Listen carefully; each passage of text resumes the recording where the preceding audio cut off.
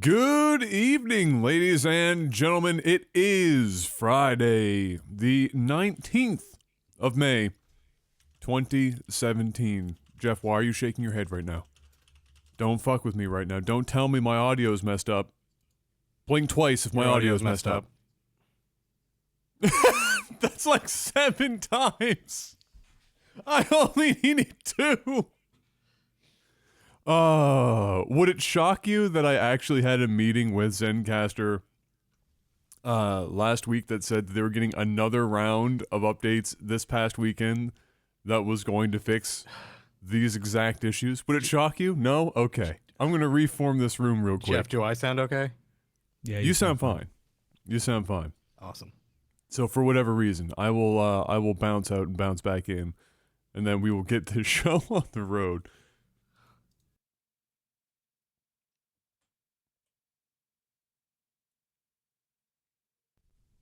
All right, what about now? We good? You good? We fire? Beautiful. Oh, thank God. All right. Let me try that again. Clear my throat. It is Friday, May the 19th, 2017. It is Technical Alpha's 10th podcast, which means we are, 3 months and a bit in at this point. And who would have thunk it? We are almost one of those fiscal quarters all the way through. And we still have the exact same Zencastr issues that we did 3 and a bit months ago, but that's okay. We know how to fix them. We're experts in this field now. We have mastered the art of the Zencastr, so to speak. We keep the dumpster fire under control. We do. And really, if we didn't, how else would we get such great value out of our one and only emoticon here on Twitch? I mean, really. What else could we possibly do? So today we've got a hastily put together list because I have a sneaking suspicion all 3 of us had batshit weeks of which nobody has stopped for more than 3 seconds. Jeff, you look like you got hit by a truck. Was it your own? So. Was it your own truck? And if not, then who did it? Dude, I'm spent. I'm literally spent. I have barely been able to stream. I've been trying to rent out my house, trying to find a good family to rent out one of my rental properties, and I just came home like 10 minutes ago from showing 4 different families. I think I may have found one. They actually already sent me their application and stuff, so I've got my fingers crossed that when I do all my reference checks and all that fun stuff, that it pans out and everything is good. But I've been getting up at 8 o'clock in the morning the last couple of days, and then after this, I got to map out my yard sale route and wake up at 6:30 in the morning to go yard sailing.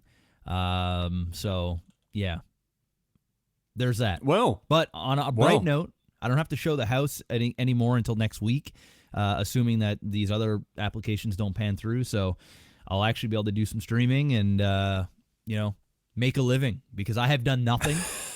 In the last 3 days. It's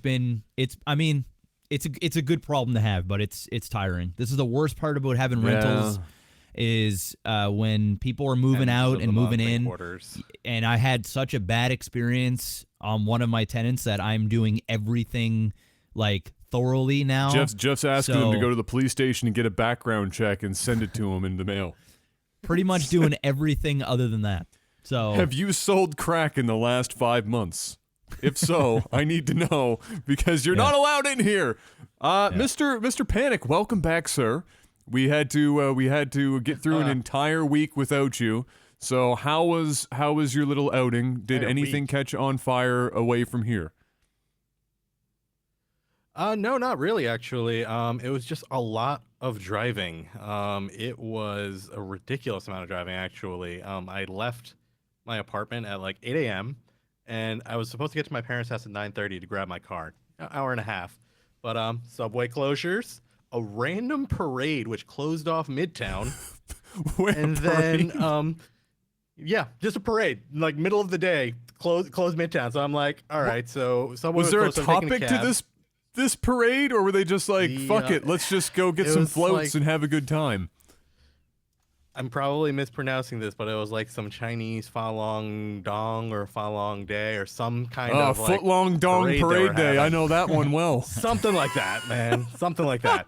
So I end up getting to the train station. I missed the 2 trains I wanted to take. So now I'm like, all right, fine, get on this train.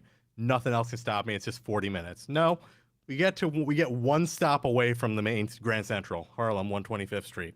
Like, there is bridge testing today, so we're going to, we're just gonna chill for 40 minutes. And so it took you 3.5 days to get to your destination, is what you're telling me. Just to my parents' house. Just to my parents' house. And then it was a 9-hour drive after that. Oh, God. I've only ever driven 9 straight hours once. I never want to do that again.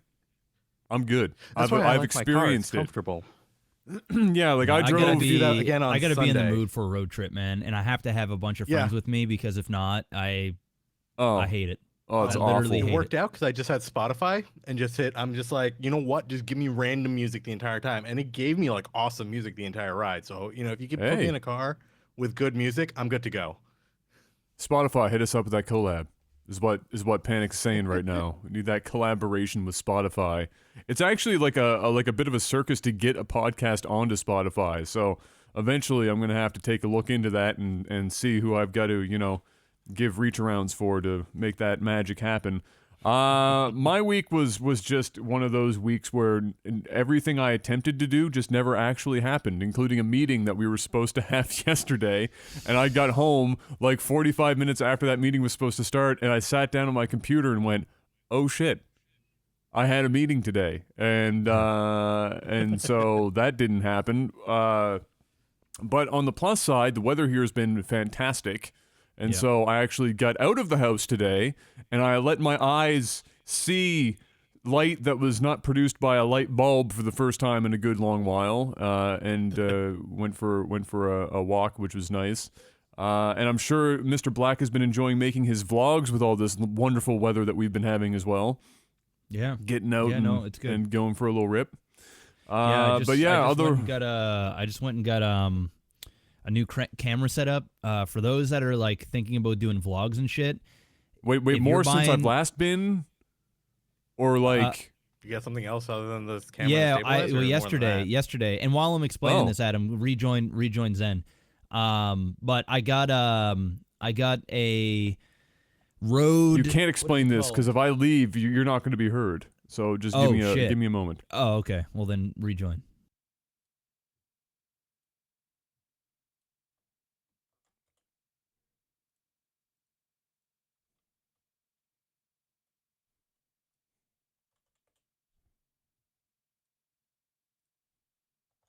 One moment, please.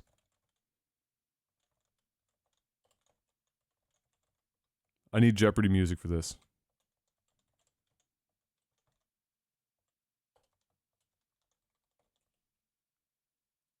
Oh.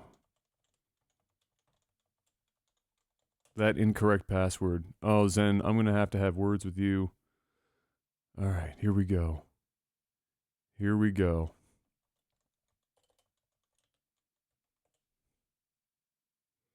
Here we go. Give me a moment, ladies. Who do I have to pay to make this happen? Who do I have to pay? Somebody tell me.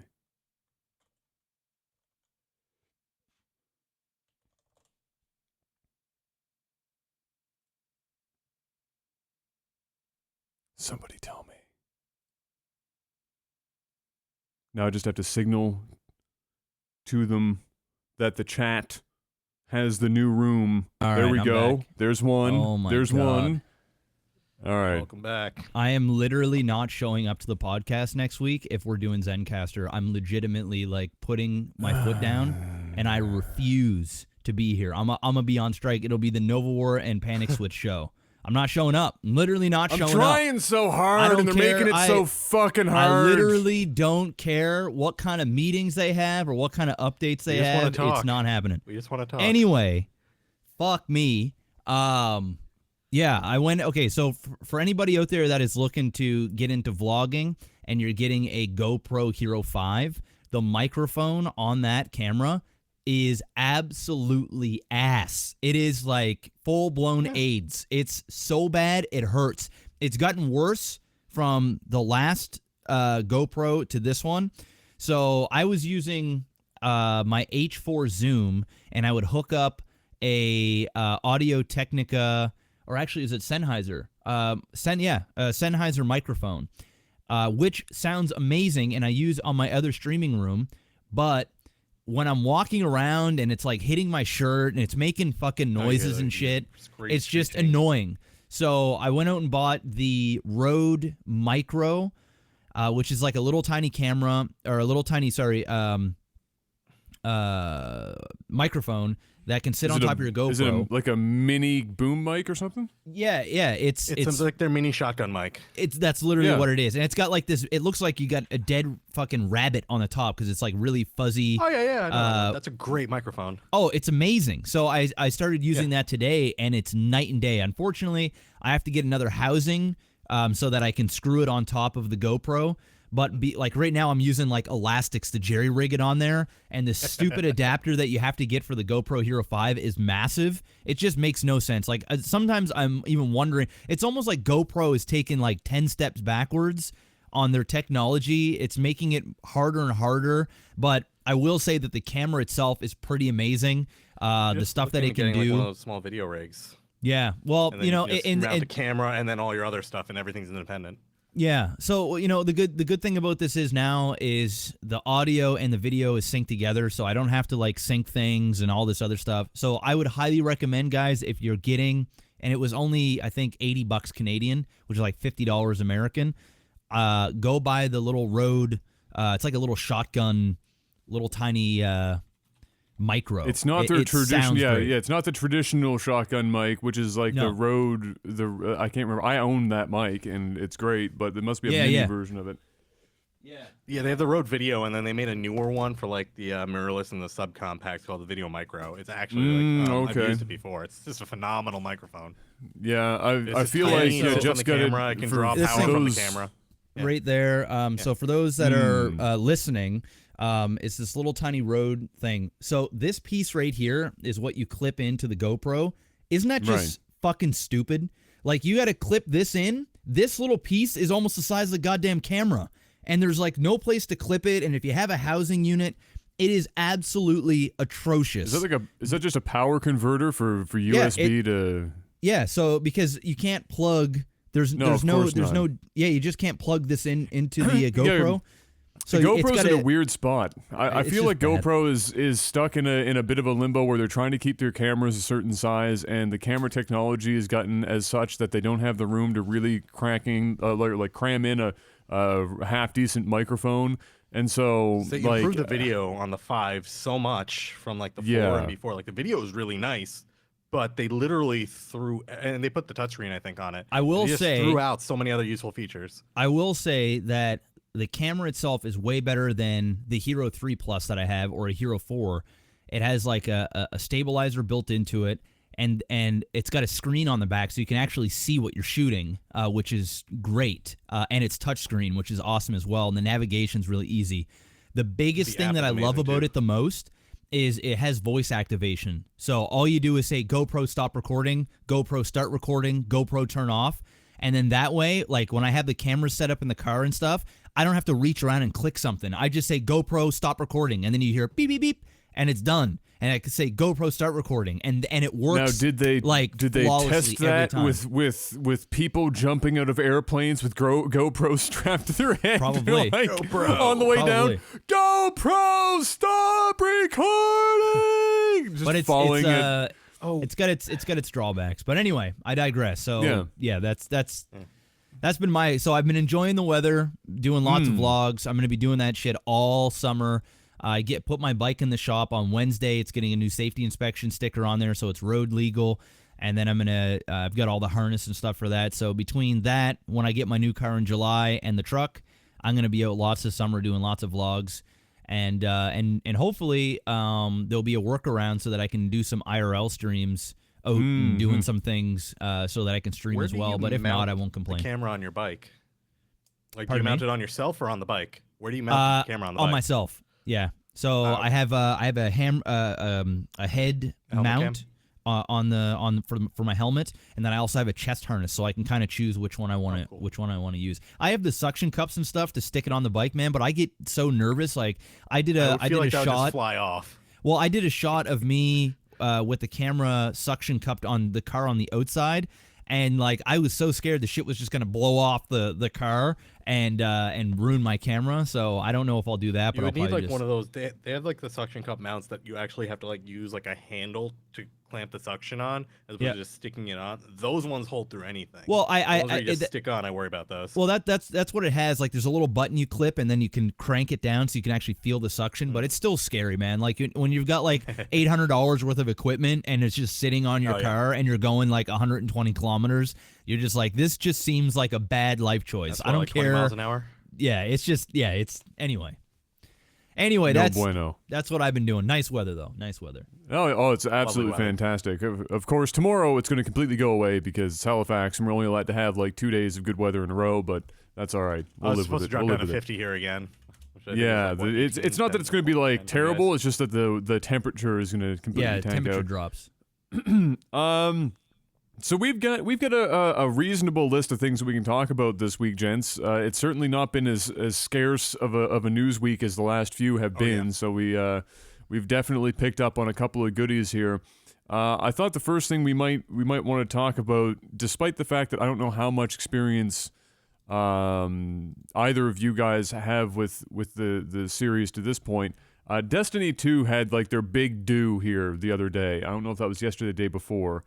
Where they had this big conference thing where they were just cramming people in, all the writers and everything, to show off Destiny 2 and new gameplay footage, and discuss the changes for Destiny 2 and answer a lot of questions that people have had for quite some time. Like, for example, is it really going to come out on the PC? Is the PC going to be like super delayed in respect to the console ones, and just kind of some other what are you going to do to the franchise? This thing's supposed to be a long running franchise, so what's going to happen? And there was definitely some interesting information. So I don't know, like I know I played maybe 20 hours of Destiny 1 in total before I couldn't play Destiny anymore, but it did get markedly better over time in terms of how that game played out. Because when that game first came out, that was, in my estimation, the way I described it when it first came out, it was the perfect 5 out of 10, meaning that you could not get any more in the middle of the road if you tried. That was Destiny for me. So did you guys the guy painting the line on the road? Absolutely, and my God, did they do a good job of dividing that bad boy right up the center. So what, do you guys have any experience with Destiny? Yeah, I played about the same, maybe a little bit more. Here's the thing. I like the idea of Destiny. I love the idea of it. I was really excited about it, and I most certainly will play Destiny 2 because it's coming to PC. I think that was one of the big barriers for me, is just not being able to play it on the PC and just having to rig up my PS4 and all this nonsense. Here's my reality. Whether the game got better or not, that doesn't really matter to me. The thing is I loved the thought of playing a first-person shooter in an MMO world that was kind of never-ending. And then when I played it, and it was really exciting, like I played like the first maybe 10 hours, and I'm like, wow, this is actually really fucking cool, man. I'm going to planets. It's playing like a really good shooter. Tyrion Lannister was the totally not guilty spark. It was like something special. I was like, oh my goodness, like I've only been playing this for 10 hours. It's an MMO. I can do this for hundreds of hours. And then I almost realized, maybe not too far after, that I don't really want a shooter MMO. It's like I almost enjoyed playing a shooter and having a beginning, middle, and end, so to speak, and just kind of playing it for 10, 15 hours, beating the game, waiting for the next installment to come out, and kind of forget about the shooters. I love the idea about it, but then when it was implemented, I just didn't really care all that much. It was like the wow factor quickly went away. And although I'm sure if I played Destiny right now, I'd have a damn good time with it because I haven't played it in a while. But I think after I play it for long stretches, I'm just like, it's still another shooter. And I'm just like, it's not really for me. Now, if this game came out 8 years ago, when I was really into shooters, and it was like, my coworkers were playing shooters, and everybody was playing shooter like Call of Duty. I mean, people were still playing that shit. But when I was really into it, I probably would have eaten this game right up. I probably would have devoted a lot to it. But I'm a PC gamer, man. And I'm just like, I don't know. I have much more fun, believe it or not, playing a game like RuneScape that actually is an MMO and has real MMO feel to it, like on what an MMO is. And I'm sure that there are going to be Destiny fans right now who are like, dude, shut the fuck up. Like, Destiny is an MMO. You want to be playing an MMO. Yeah, like, you yeah. don't like necessarily, yeah, like, it's just that's kind of separate. Yeah, and I don't know. We'll see. When it comes out on PC, I'll definitely play it. I'll definitely give it a shot, and I'm sure I'll like it. We'll just see if it can hold my attention that the first one didn't do. Yeah, I mean, for me in general, I didn't play Destiny nearly as much as you guys. I actually lost interest about 5 to 10 hours in because I realized what it was going to be. And again, they had kind of a little bit No Man's Skied it for me, where they had promised so much, but like it actually wasn't like a super coherent, like open world, massive MMO experience. It really wasn't that. The shooter component of it was spot on. It's, Bungie, they know their shooters. They did it really well. Very well. And it was a extremely competent shooter.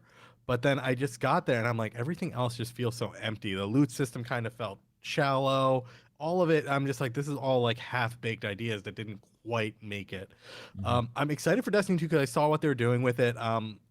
Coming out on PC is a huge deal for me because I'm not as huge a fan of console shooters, and I feel like they're gonna do a better job with it. But at the same time, I'm still skeptical. So I might not rush out and buy it on day one. I'll wait for a little bit, just to make sure it doesn't run into the same problems of there being not all that much story, not all that much like content. Because kind of like Jeff was like, he wants a beginning, middle, and end for a shooter. I don't necessarily mind it being like a long run MMO style. But, I don't want to have to grind the same raids and the same type of missions over and over. I actually want content like, go on this mission that's actually different. There might be different things to do.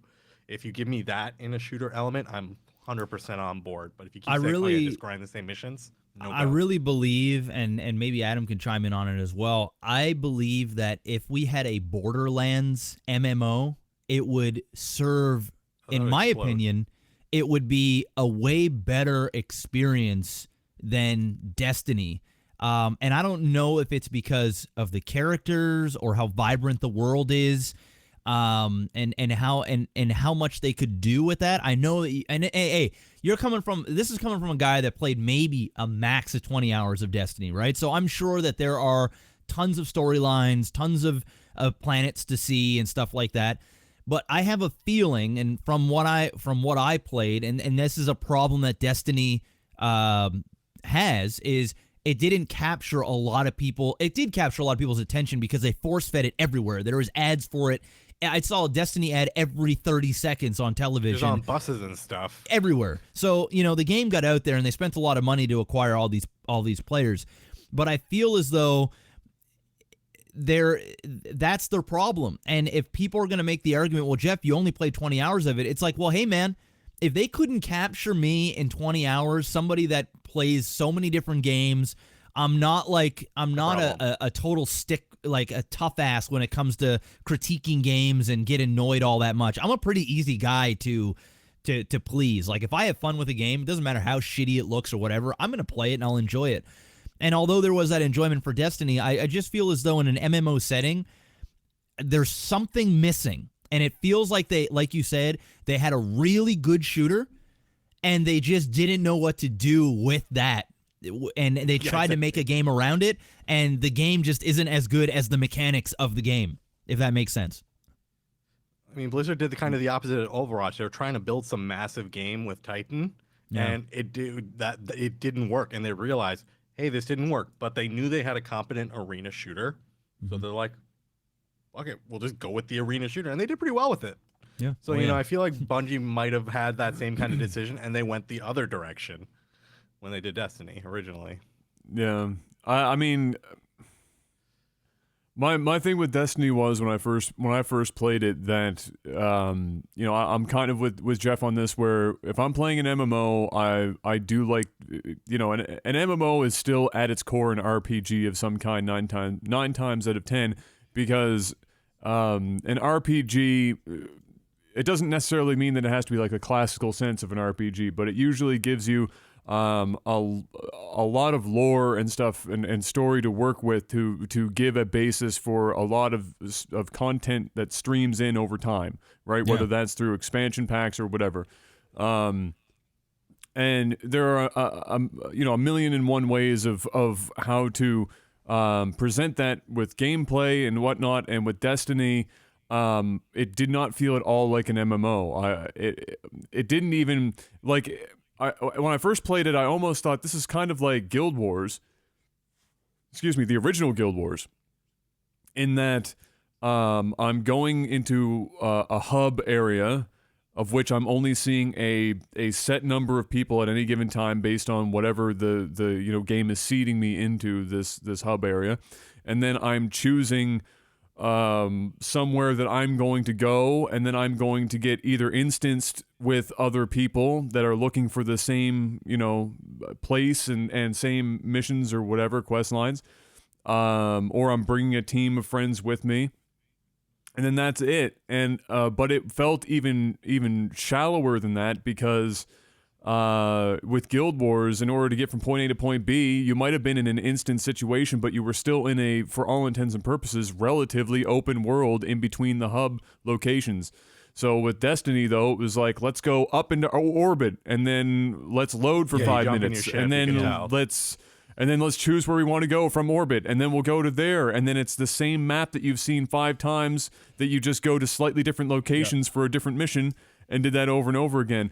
And what made it worse for me, like, I can put up with that kind of stuff for the most part, but what made it worse for me was before they brought in somebody later on to actually write a story, the game was quite literally light versus dark. Not even in the abstract sense. It was quite literally fucking light versus dark. It wasn't even. It was like they'd fight, and when I watched it, I was almost taken back. I was like, are we really going this way right now? You couldn't fucking like dust this with something to fucking spice it up. It's literally just light versus dark. Is this really what's happening? And it totally was. And then they creative took names? that. No, nothing. And then they expanded off it, eventually brought in a writer and made it almost palatable at this point. And I hope they continue to build off of that, because I think the universe could definitely use some good writing and some good characters and stuff. And for the love of God, and I'll say this about this before talking about the main point that I really wanted to talk about with this. Oh yeah. Don't fucking lean on Cade 6 so damn much in every fucking advertisement. I don't know what the tone of this game is supposed to be. Yeah, I have no idea. I love Nathan Fillion. Don't get me wrong. Nathan Fillion's a great guy. And he's fun. Does Cade, nails it, smashes it out of the park. He might be leaning a little hard on Deadpool here, but that's the writers more than him. Real hard. so he's there's leaning a little bit far, he's tipped over Deadpool. He's tipped over. You know, he's like dead. Cade he's Pool. dead sauna. He's not Deadpool. He's some other random thing in the community center. So, you know, he's great. But I don't know what the fuck the tone of this game is supposed to be anymore, because they've literally just made this like the Cade show now. I feel like in the first game, Cade became so popular that they were like, shit, we just need to blow this up with just Cade, just because he's amazing. And here we are. And I think they need to reel that back a bit, because, I mean, if for all intents and purposes, their lore and everything they're going for is quite serious, right? It's quite in a dark tone for all intents and purposes. So to have all of your Not marketing light. and shit, no, yeah, it's not light and dark anymore. It's a little more serious than light and dark. And so to have Nathan Fillion standing up there putting on his best his best Deadpool impersonation in every advertisement is a bit silly to me. But the main point that I wanted to talk about for this was, and what I found most interesting, and it ties into the fact that Jeff said he's going to probably play this one, is it's going to be on PC. But the big announcement thing that happened here was we found out now where on PC you're going to be getting it, and that is on the Blizzard app. They are releasing it exclusively on well, it's the Blizzard app. I actually put this in quote, like I don't know if I put it in quotations on the thing, but I tweeted about it earlier. Every publication, it was hilarious. Everybody's calling it BattleNet still. Every publication, Even website, Bungie. and magazine, even Bungie's calling it BattleNet, and Blizzard's going to be sitting there going, Michael Morheim came and announced it. I literally watched the video. He announced say it BattleNet? as it will be on BattleNet. Yeah. He literally said, the CEO of the company came out. There's I didn't literally see that. said, we want to make the no. announcement that Destiny 2 will be available on PC using Such good branding, even the CEOs battle.net. keeps it. Literally said BattleNet I never saw in that. the announcement. That's even better. That's even Michael better. Morheim. The guy, he's the guy. Like you can't He's the blame guy. it on No. anybody else. It's not like a leak. The dude legitimately came out and announced it and said BattleNet. So That's there you have too it. funny. I wonder if that's So- like their sly, Wanna know- underhanded. Okay, guys, we changed our mind. We're just gonna leave this as BattleNet. I wonder if We're that's just gonna what that forget is. it ever happened. It never Yeah, we're just happened. gonna sweep I- that under the rug. I think it's. I think instead of I think debating it for the next 5 minutes, it's BattleNet. I We mean, just did it's always been BattleNet. It's going to be BattleNet. The CEO came on, literally called it We already BattleNet. talked about that. Oh yeah, it's- oh yeah. Well, it's I BattleNet. wasn't bringing that up to debate it. I just found it absolutely hysterical that I was watching all these publications still call it BattleNet, and I was just like, that's just too wanna fucking know funny. Nobody what- wants to call it the Blizzard launcher. Yeah, no, You nobody wanna know does. what surprised me about that whole thing, though? Is What? that Activision has not done something like this sooner. Activision and Blizzard have been merged as a company for a very, very long time. And Activision has a lot of franchises that don't quite overlap with Blizzard, but Blizzard's had their storefront for quite a while. And they've done it pretty competently. It's not, it's not like some be-all, end-all thing where they're trying to do everything. They deliver games pretty well, and they give you a way to do it. And, instead of getting hit from like 30% from Steam or going to other vendors and trying to use their platforms, they had one in-house. So I'm really surprised they didn't think of this way sooner. But doing it with Destiny is a really good call. Yeah, I think they've. Well, I think the biggest hurdle here for them internally is probably brand confusion, right? Yep. They're going, okay, 100%. That's true. this is true. it's for God's sake, it's called. They should have left it BattleNet because maybe then it would have been less confusing. Because right now they want to call it the Blizzard app, and this is it's a BattleNet. decidedly not Blizzard title. And so to have this game show up is a bit weird. Do I think it makes sense? Absolutely, 110%. Agree that it makes sense, but I think their hesitation in the past was probably to do with the fact that they're sitting there going, "How do people look at this?" Want to know the? I- want to know the hilarious thing though? Oh, Go ahead. ahead, Jeff. Go ahead. Oh, it better be hilarious.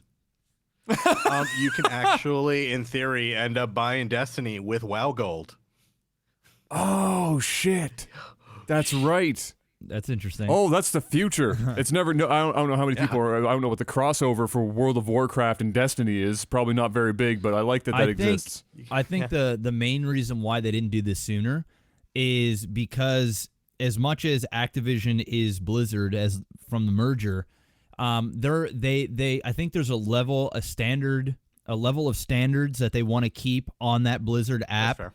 And also, if they were to commingle Call of Duty, and you're looking at your Blizzard app, and you've got Overwatch, Call StarCraft of 2, Duty. HOTS, Call of Duty. I mean, it just cheapens. It cheapens Blizzard. It's like, and although it's under one big umbrella, there is still this distinction. Whenever people think of COD, whether you love it or hate it, they think Activision, right? It's not pushed. They're not saying it's a Blizzard title. It's not advertised as such. Yeah. It isn't known as such. So I think the fact that Destiny 2 is coming and it is a respected game, and that's exactly what it is. It's just a respected game. I think it's one that you can hold up against something like as a Blizzard standard as a Blizzard standard, as this stamp of approval, as like, hey, this is a Blizzard game. Like, we're going to put our name behind this as well and sell it. And of course, they're going to sell more copies now that it's on this app, and people are just going to see it. Like, when you log in, you're going to see Destiny 2. Every time that you go on there, it's that little tickle is going to go, well, should I just fucking buy this and play this? Instead of before where you kind of actively had to go somewhere to buy the game and purchase it. Now you're going to see it every day when you boot up the Blizzard app. So I think it's a really smart decision. I love the fact that they're not adding everything to that, because I'll be honest, as a Blizzard fanboy, and I've said some shit about Blizzard, but at the end of the day, I'm a Blizzard fanboy, and when I open up my Blizzard app, I know that every game on there I've played, and every game on there has that stamp of Blizzard, and I know I'm getting a Blizzard quality game, whether I like Diablo 3 or not, or whatever. You know, you look at that list of games that are on there, and they're all pretty much heavy hitters. There's no fuckery on there, so I'm happy that they're keeping it that way, and it's probably why they wanted to do that as well. Yeah, I think they'll be pretty picky choosy with just how much, because they've done an awfully damn good job of keeping those two companies separate. Oh yeah, they've done a real good job. Just like you said, you know, despite the fact that these two have been merged for quite a while now, a long time, most people still associate people don't even know. Blizzard with Blizzard, Activision with Activision. Yeah. Yeah, exactly. So they've done a very good job with that at the moment. So all the power to them, and I think it's a smart move. I mean, people were talking about, you know, oh, this is going to hurt them not going on Steam. It was a bad idea. I think that's a silly thing to say. I mean, it's not like Overwatch hasn't had 30 million people now in 1 year. Yeah. I'm sure it's going to hurt them 30% real bad. Of money. They'll be all right. Yeah, exactly. They're just going to be like that GIF. Just Woody Harrelson just wiping the sweat off his brow with his money. Let's be real here, guys. If somebody wants to play Destiny 2, they're going to. They don't give a shit if they're buying it on Steam. It doesn't matter where it's going to be. Or they're buying it on. In fact, they're more likely to buy it on Blizzard side if they're Blizzard fans and they don't really care about Destiny. That's going to add to the amount of people that are going to purchase this game and at least try it out and give it a chance. So I think it's a smart move. And it also, you know, lets Steam know that, hey, we can sell games too. Like, we don't need, not every company needs to go on Steam. Steam's a great place, but this almost feels too big for Steam. This just feels like it warrants its own thing than just being on Steam.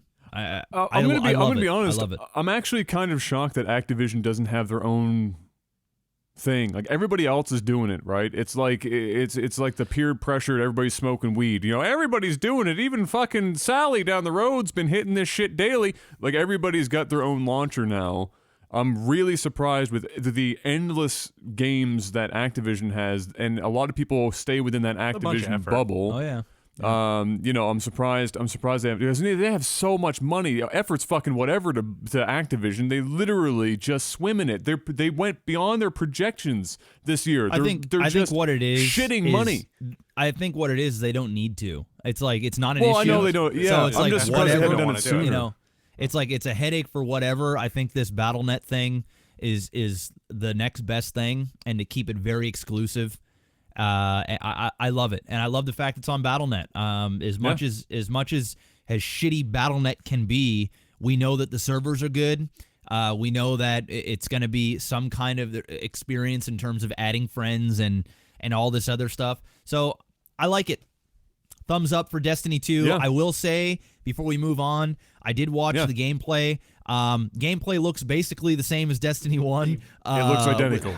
It looks. It doesn't. Actually, some more stuff came out today, which is actually a little bit concerning. The cracks are already showing a little bit. Because it apparently came out and they announced that there's no dedicated servers for the PC play. It's peer to peer, so it's not like the other shooters out there. So it's going to be lower tick rate, and you're going to be at the mercy of the peer to peer shooter stuff. So that's a little concerning terrible to me. We'll see what Okay, happens. that's a little weird. Everything else, we'll see how it goes. But I Yeah. was a little surprised by that. That one actually came out earlier today while I was reading. I'm gonna say that they're gonna start with that, and if it takes off on the PC, then they're gonna change that. I have a sneaking suspicion. I hope so. Hope so. I think even they aren't entirely sure how this is going to fly Pan out, on the PC, and I don't know if they want to like commit so much resources to it right out of the gate. And I think we all know they have the capacity to turn that around in a pretty short period of time. So hopefully that's not the case, because that Now, would do you basically guys think? cripple them.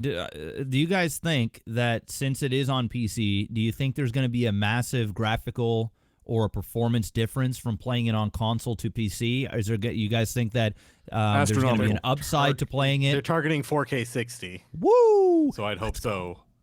Yeah. No, they had 4K they're support, targeting 4K uncapped 60. frame rates, Woo!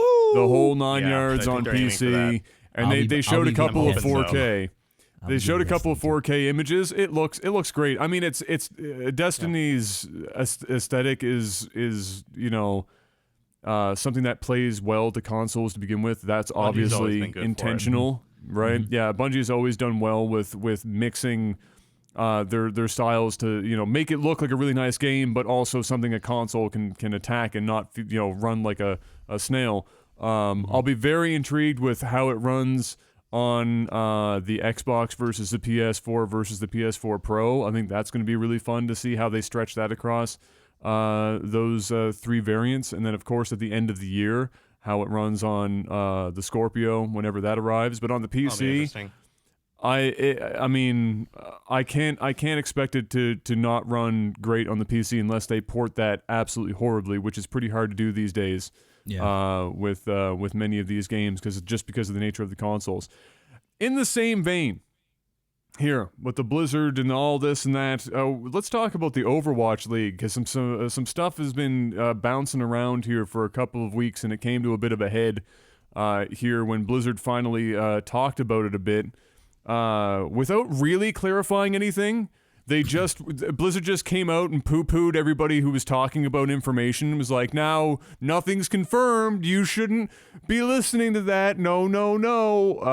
And essentially, it was that, as I update this thing, essentially it was that the Overwatch League, as it's in its current form, is rumored currently to be looking at a franchising cost of $20 million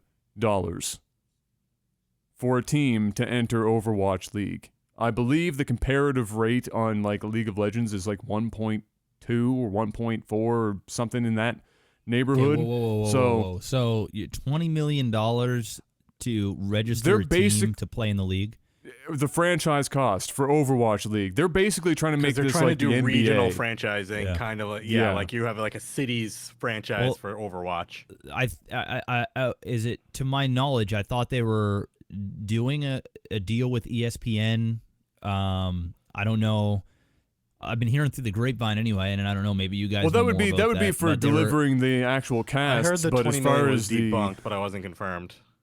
Well, I mean, Well, that's it wasn't- just it ludicrous. wasn't- It's ludicrous. It's ludicrous. It's not. It's neither here nor there. That's what I'm saying. They actually Blizzard came out, like I said. All they said was like a bunch of like, now this is coming from a bunch of people just trying to like stir shit up. Nay, and then but they didn't actually say anything else. So odds are, while it might not be 20 million, I bet you it's a hell of a lot further north than 1.5 or whatever the going rate is for other esports leagues.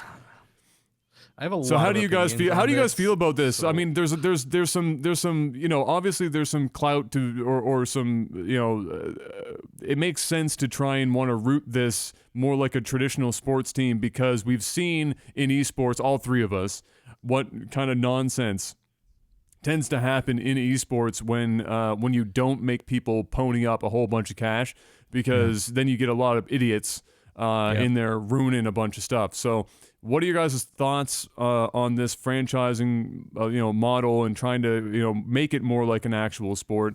And how much money is too much for esports? Are we going 0 to 100 too quick here? Yeah. I'll just let you either of you pick that up. I'll chime in. I'll just chime in. Listen, I am coming from a guy that has made a lot of money off esports, And my slither of the pie is very small in comparison to some other people. All right, Yeah. I know the type of cash and people that are running teams, players that are making millions of dollars, team owners that are making tens of millions of dollars. I know that there are sponsors paying millions of dollars a year to have a logo on there and all that fun stuff. Listen, there's money in esports, all right? But when you're going to charge, all right, and this is a rumor, but I mean, even still, Yes. all right, say $5 million bucks. Yeah. Say five. Have Say it. $5 million. Yeah. Sure. Say you $5 million. Now, I'm all for obviously there's got to be some kind of entry to get your name in there because that's advertisement. I mean, listen, it doesn't matter if your team is the best team in the world or the worst team in the W or the OWL or whatever it's called. They're going to get exposure. So whether it's on television, whether it's on Twitch, on any type of, the websites, whatever, there's exposure, and obviously that exposure turns into dollars as long as you're a good team owner. You're going to be able to monetize said eyes watching you, and obviously depending on how good you are, that's why you see a team like TSM that doesn't win everything, but I guarantee you the money that is going through that team is absolutely astronomical simply because of the amount of eyes and the personalities and big players that they have on the team. So I understand that there needs to be that, and this is where a little bit of my bias comes, because I feel as though there's a place for sports and then there's a place for esports. And the reality of it is, I feel, and you guys can make the argument or people in the comment section can make the argument, I feel as though let esports be esports and let sports be sports.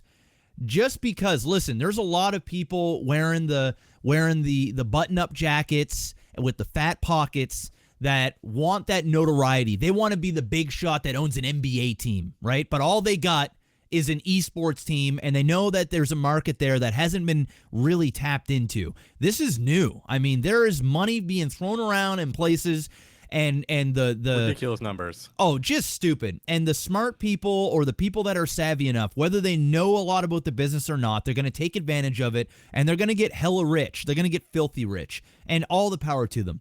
But I feel as though in esports, there's a lot of people out there that are trying to be the next NBA owner, and they're trying to over-commercialize and over-legitimize what esports is. And the fact is the majority of people in esports, they don't give a fuck about watching it on TV. They don't give a shit about idolizing people like they do in terms of, LeBron James or, yeah, sure, there is the faker, the LeBron James of gaming. And there, you have those megastars. But the reality is gamers are very simple people.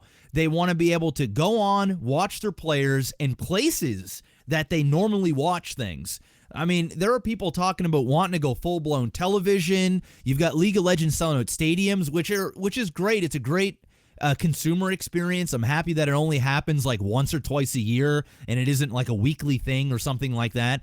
It's an event, and it does huge. It does better than the Super Bowl. I mean, these numbers that people these games are pulling in nuts. Are ridiculous. So if that's the case, then why don't we just stick it to the sports and say, listen, guys, trying to become you is actually a step backwards.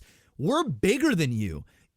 All these sports teams are trying to be like esports. You've got all these big sports owners and all these huge entrepreneurs buying up these teams.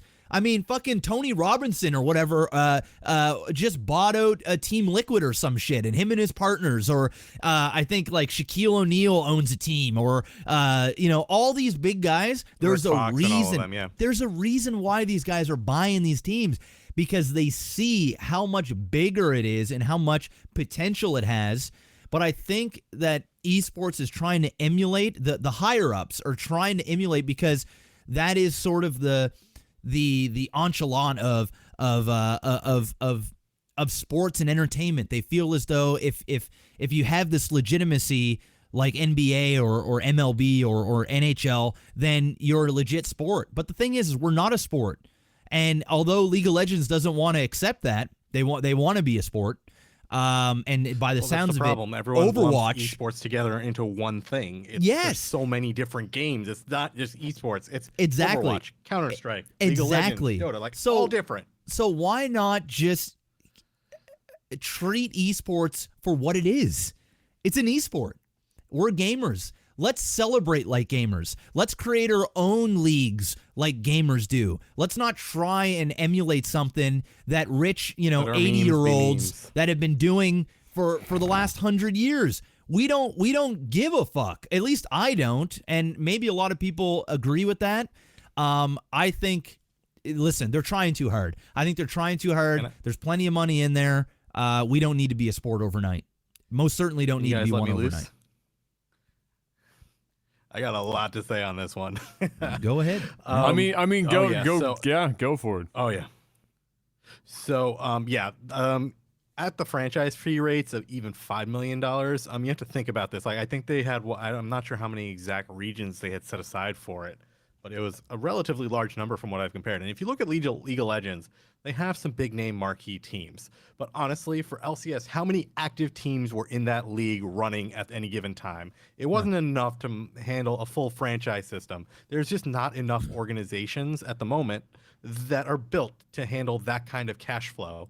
And if you have to, and this is where my big concern comes in, especially for esports, you have a lot of really young players. Yeah. You have people who are like 16, 17 years old. They have to deal with their parents. This is not like the NBA where you're dealing with people who are just coming out of college. Yeah. And right? even that's a problem. Even that's a problem. Yeah. I mean, fucking and they NBA, have problems. They get young NFL guys players and they're fucking coming crazy. Out, they're young. Yeah. So and you have that problem. So here's my thing though. You have these organizations right now who, they do deal with millions of dollars for some of the larger organizations, but if they had to pay out $5 million or however many $1 million to get that franchise for Overwatch, one, they have to hustle like hell to get sponsors and more money to pay their players, right? And I feel like, and especially just with years in esports and just seeing how some of these teams run, the players get ripped off on a very regular basis. They don't understand their contracts. They don't have attorneys. They don't even think they need attorneys. Oh yeah. And my concern here is that, this is like wild frontier territory. There isn't an organization like the NCAA. There isn't an organization like the NBA or whatever. It's Blizzard. And yeah, Blizzard's got some idea, but Blizzard's got an idea on how to run teams like they currently been run, where the teams kind of go off and do their own thing. I guarantee you there's probably not going to be mandatory salary requirements. There's not going to be all these other things. And in the end, I think players are going to get shafted and they're going to kind of get screwed. Yeah, they'll do better off somewhat, but that's only going to apply to the franchise teams. If these franchise teams are locked in, like it looks like they're region locked by like city or area, that's not how esports teams have worked. Most teams don't have team houses. Most teams don't have these setups for that. Right? So apparently teams are going to have to somehow get all of this money to build this infrastructure. Yeah, it's going to come from these big older investors, but they're not going to understand these models. There's not enough people in the industry who can say, this is how you run a team. Because honestly, most people don't know how to actually run a team. Yeah. They're just doing their best estimate and winging it. And some teams have gotten it right and others have not. So overall, Blizzard's going to get a ton of money from these franchise fees. But overall, I don't think the league quality is going to be as much as they want. Because one, Blizzard's not going to provide enough guidance, I feel like, how to run an esports team. And you're going to run into problems with when you're dealing with young players because they're going to have to go out and recruit. They're going to have to, how are you going to get, your Overwatch players are going to have to be over a certain age because if you're going to have to bring them to play regionally in some area, there's all sorts of restrictions and stuff. So it gets really complicated. And I feel like, you have a lot of really smart people at Blizzard and you have these teams putting together really smart and competent teams. But at the same time, esports is a completely different animal than they're used to. Yep. So it's going to be a mess, I think. Yeah, I think there's a good and bad with trying to emulate what's going on. Am I messed up? My voice messed up again for you boys? Oh yeah. You're modulating. The struggle is real. One sec. Oh yeah. I'm gonna have to kill somebody over there. Week, bro. Somebody's giving me some money back. Oh, full blown. I'll be right back. I'll be right back, boys. Full blown.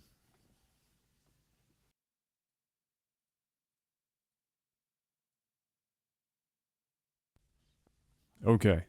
There you go. Hopefully this holds out for more than 3 seconds. So, so there's some I think there's some good and some bad with There's trying to definitely emulate good. it, but there's definitely good. you know, because I think Panic hit it a bit there when he said, you know, it feels like the Wild West. And I think it feels like the Wild West because it motherfucking is the Wild West. It's, you know, it's pretty much a crapshoot. It's every man for himself, and there's reasons for that. And Panic talked about some of those reasons. You know, well, it's you know, it's where people make money, but I think it's by nature that it's Wild West now at this point. I think we're far enough into it that if it was going to be, you know, less than the Wild West, we probably would have hit it by now. But a lot of the issues that you brought up in terms of the age of the players and the regional aspects of it, the money aspect to it, who can actually afford to run a team properly as a team. You know, what that requires, sponsorships or investment, management, especially here in North America. We're not talking about what it's like in, say, like Korea, where you've got entire telecoms backing teams. Yeah. This is just people pretty much putting their own money on the line and then saying, hey, we'll put all of our players with Razer headsets if you give us some money, please. And then that's, you know, the show, other than winnings and actually performing. And so I'm sorry, but a $5, $10, $20 million entry fee, and you got fucking Razer headsets on. You ought to just rethink all of your life decisions. Deal. Something fucking fierce, because but if you know any what I mean. Team, I know. I just want to take a shot at Razer because their fucking headsets are garbage. Straight up, I'm sorry. They do. I just heard millions, and I heard Razer, and I was like, listen, that's just ludicrous. Razer has a couple of okay products, but yeah, the headset's not so hot. 2 of them. But yeah, the you know, that's I think the challenge is you know, a lot of those things that Panic just brought up, and it's why it's still the Wild West, because how do you really jump to a franchise system where you're trying to emulate the, you know, sports when there's no like farm leagues, there's no, you know, in sports as it stands, almost regardless of which sport you're talking about, there is a relatively well-defined path from being a child in the leagues and working your way all the way up, and a lot of it goes into collegiate or, you know, university sport here in Canada, for example, or in, you know, in hockey you go to the Q or something along those lines, unless you're so good in Canada, for example, you get drafted by an American college, then you go down there, then you get drafted in the States. You know, and that kind of thing, I mean, think of football in high school in the States is it's like the Thunderdome. It's almost the friggin' Super Bowl by itself.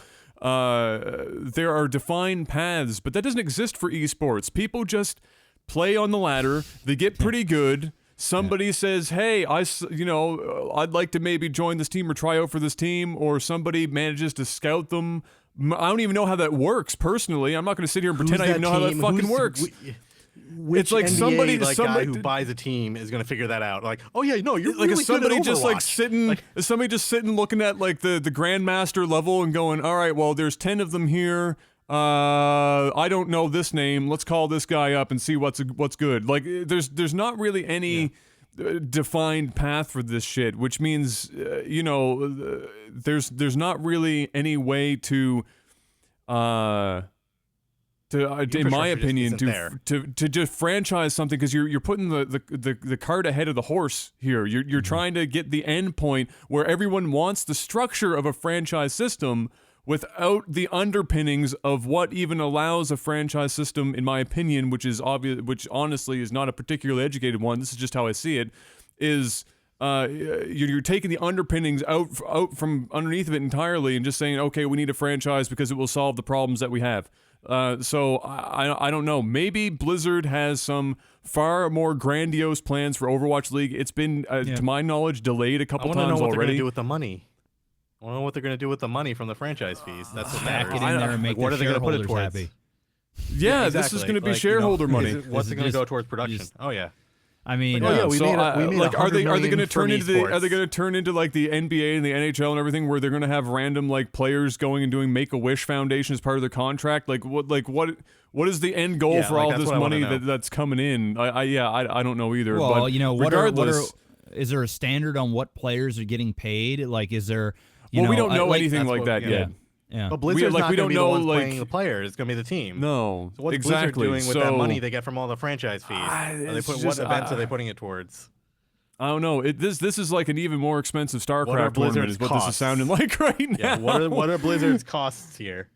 Yeah, exactly. So obviously we don't know everything about this yet. They're set to Yeah, talk more there's a lot about more it. So we're information that we gonna need to find figure out more as the year goes on, and so we'll find out more and we'll talk about it again later on. But before we go to break, I've got one more topic here to talk about real quick, and it's a pretty simple one. I thought it'd be kind of fun to talk about. Because I think all three of us probably have some titles here that we were attached to in some way growing up, and that is Sega has announced this fancy plan where I can't remember the name of it. It's like the Road to 2020 or some weird. It sounds like some Olympic sport thing that they're planning. Whatever it was that they told their investors and announced to the public. Where they have this plan on turning Sega from like this B-rated horror flick producing gong show into something actually worth money. And one of their plans in this is to apparently resurrect dormant IPs, dormant games that haven't been around for many years, that did well when they were released, that they could look at and say people might be interested in actually seeing these. And it allows them to, just like they've been beating the dead horse that's Sonic the Hedgehog, try and come up with a game that people might actually enjoy based on universes that already exist, so they don't have to spend the money trying to create a new one. Now, they're also saying they're going to make some new stuff, but the big thing that everybody, obviously focused on was, holy crap, if they're saying that, what games are they considering bringing back? Because Sega is sitting on a number of greatly loved games and franchises that haven't seen the light of day in forever. And so I wanted to talk about this just to see from you gentlemen if Sega in its road to 2020 could come out with a game for you guys that was an already existing Sega property. What would that be? What would you guys like to see Sega do or bring back in this effort to, I guess, become more relevant in the year 2020? I want a non-shitty Sonic game. I don't. I actually don't. Like, I know. I understand don't where you're coming from. I just care. love Sonic. I would like just like a non-shitty Sonic, like a good platformer. That's it. Yay. Yeah. Nothing else from Sega. Yay. They've been trying, dude, but they've been trying that for 20 years and they haven't hit that shit. So, I mean, I think the train has come and gone on that one. Yeah, I have to agree with they Adam. have to give Listen, up. it's the only game that they've been making constantly and shoving down people's throats, and they can't even do that right. So, Well, they have other successful franchises like Yakuza and stuff that they've been doing pretty well.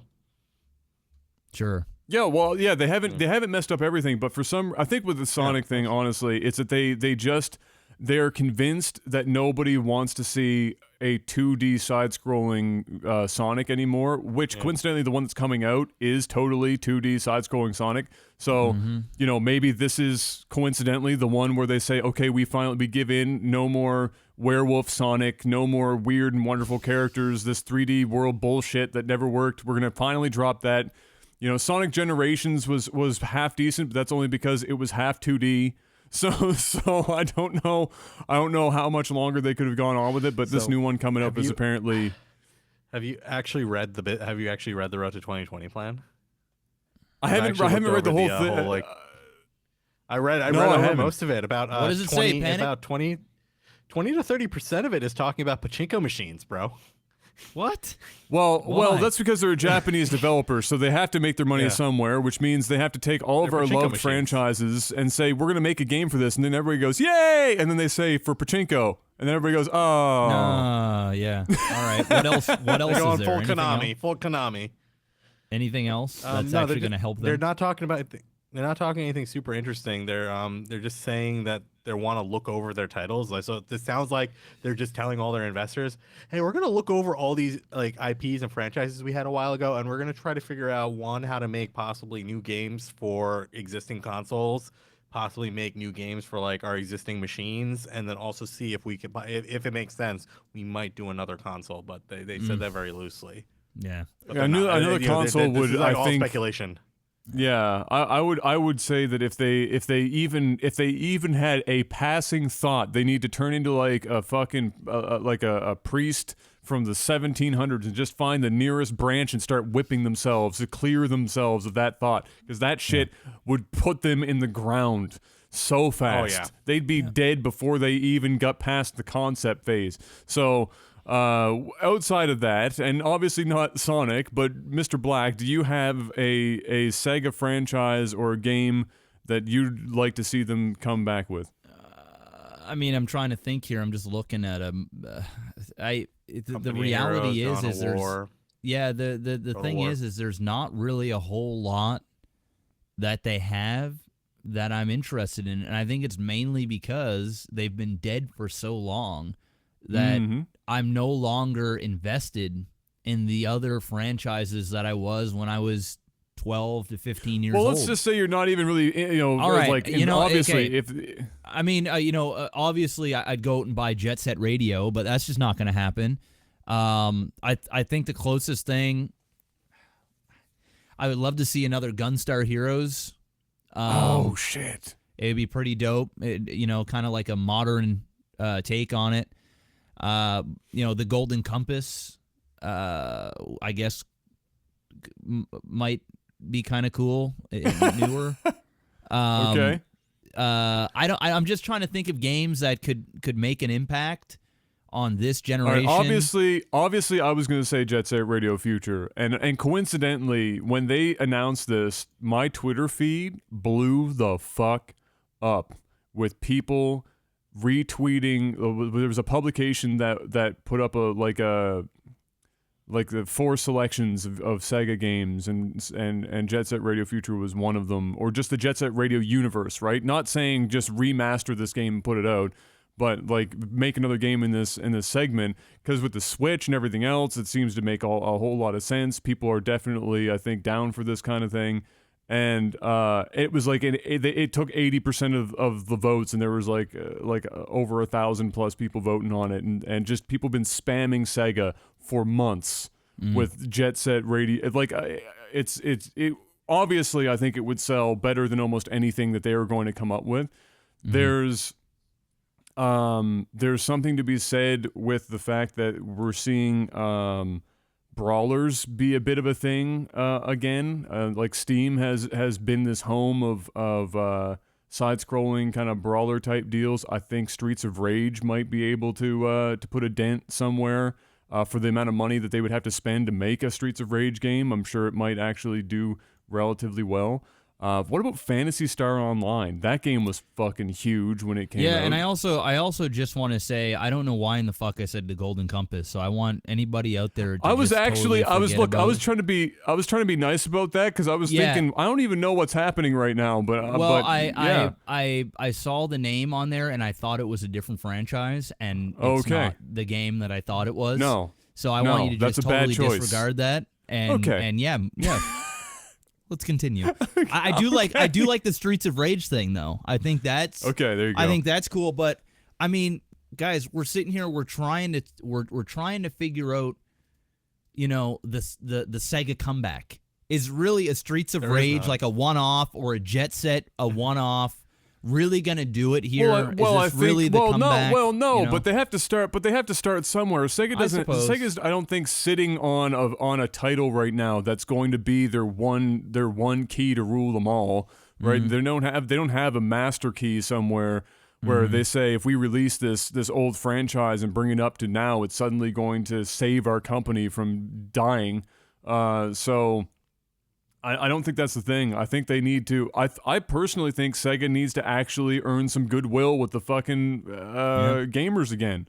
I think that's their first step, and so taking some of these franchises and doing a pretty good job of it and not hacking it out is likely a good start, and then let's worry about coming out with some blockbuster shit at that point. Maybe Sega doesn't need to do blockbuster stuff. Maybe Sega does just make some lower end, not super AAA titles. Maybe that's okay. People like that shit now. They don't need to have all the pomp and circumstance of a $50 million game to enjoy it. I think I agree. I think there's a market there for Sega to come in and just create some really good middle of the line, not quite AAA titles, but the quality of AAA, kind of kind of like they have an opportunity to come out and be a company or a publisher that people respect. Like games that come out and are like, I'm going to pay my $60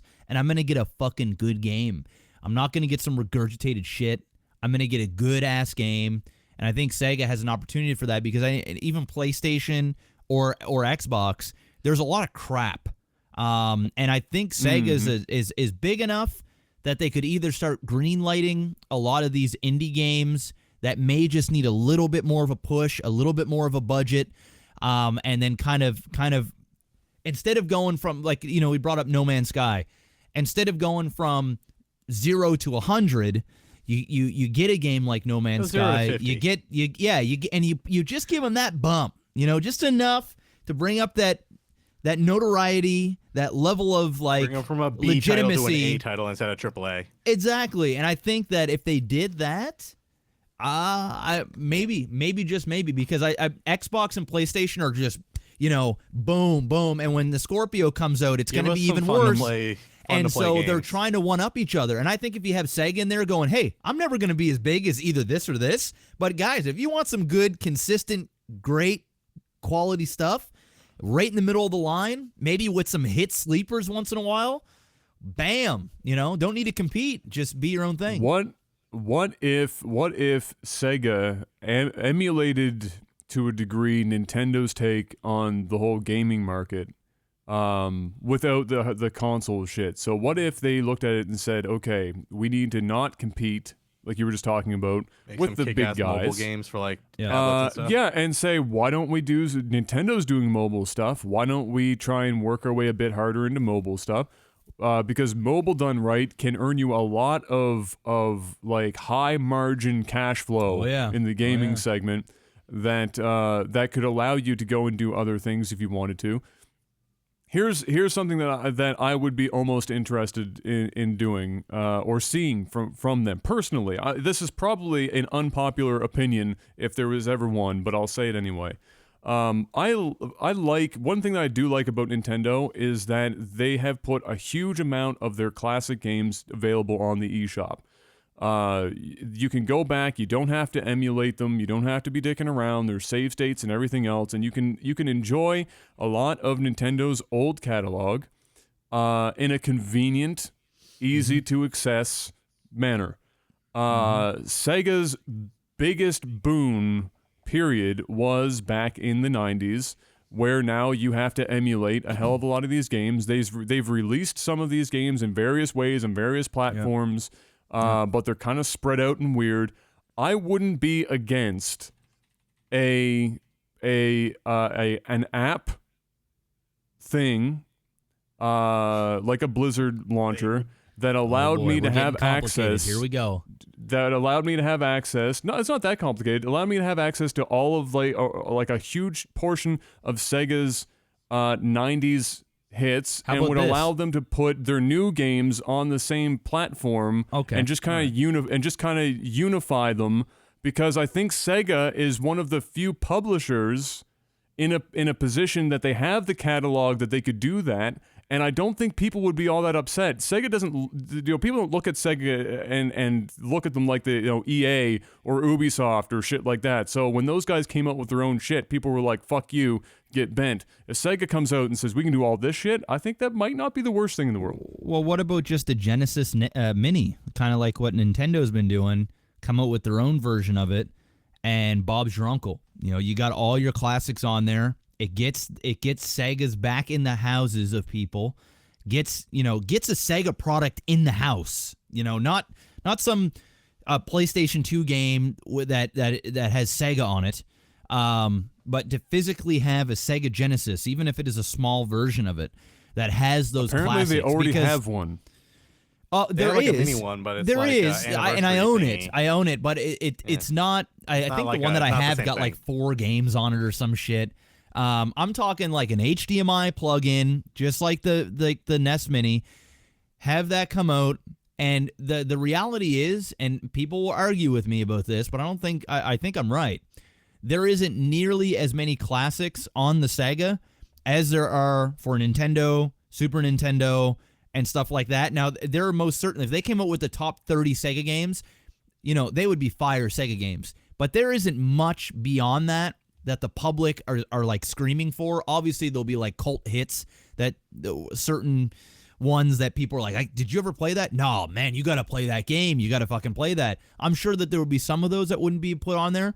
But for the majority of it, if there was 30, even 50, but I think 30 is a good number, kind of like what Nintendo did. It also gives them an opportunity. You don't want to overdo it. Yeah, that too. And it also gives them an opportunity to make another one or to add to it down the road if they wanted to. I think that'd be the perfect way to get Sega back into the homes. And you'll be, there might even be a way for them to figure out and track what games people are playing when they get that.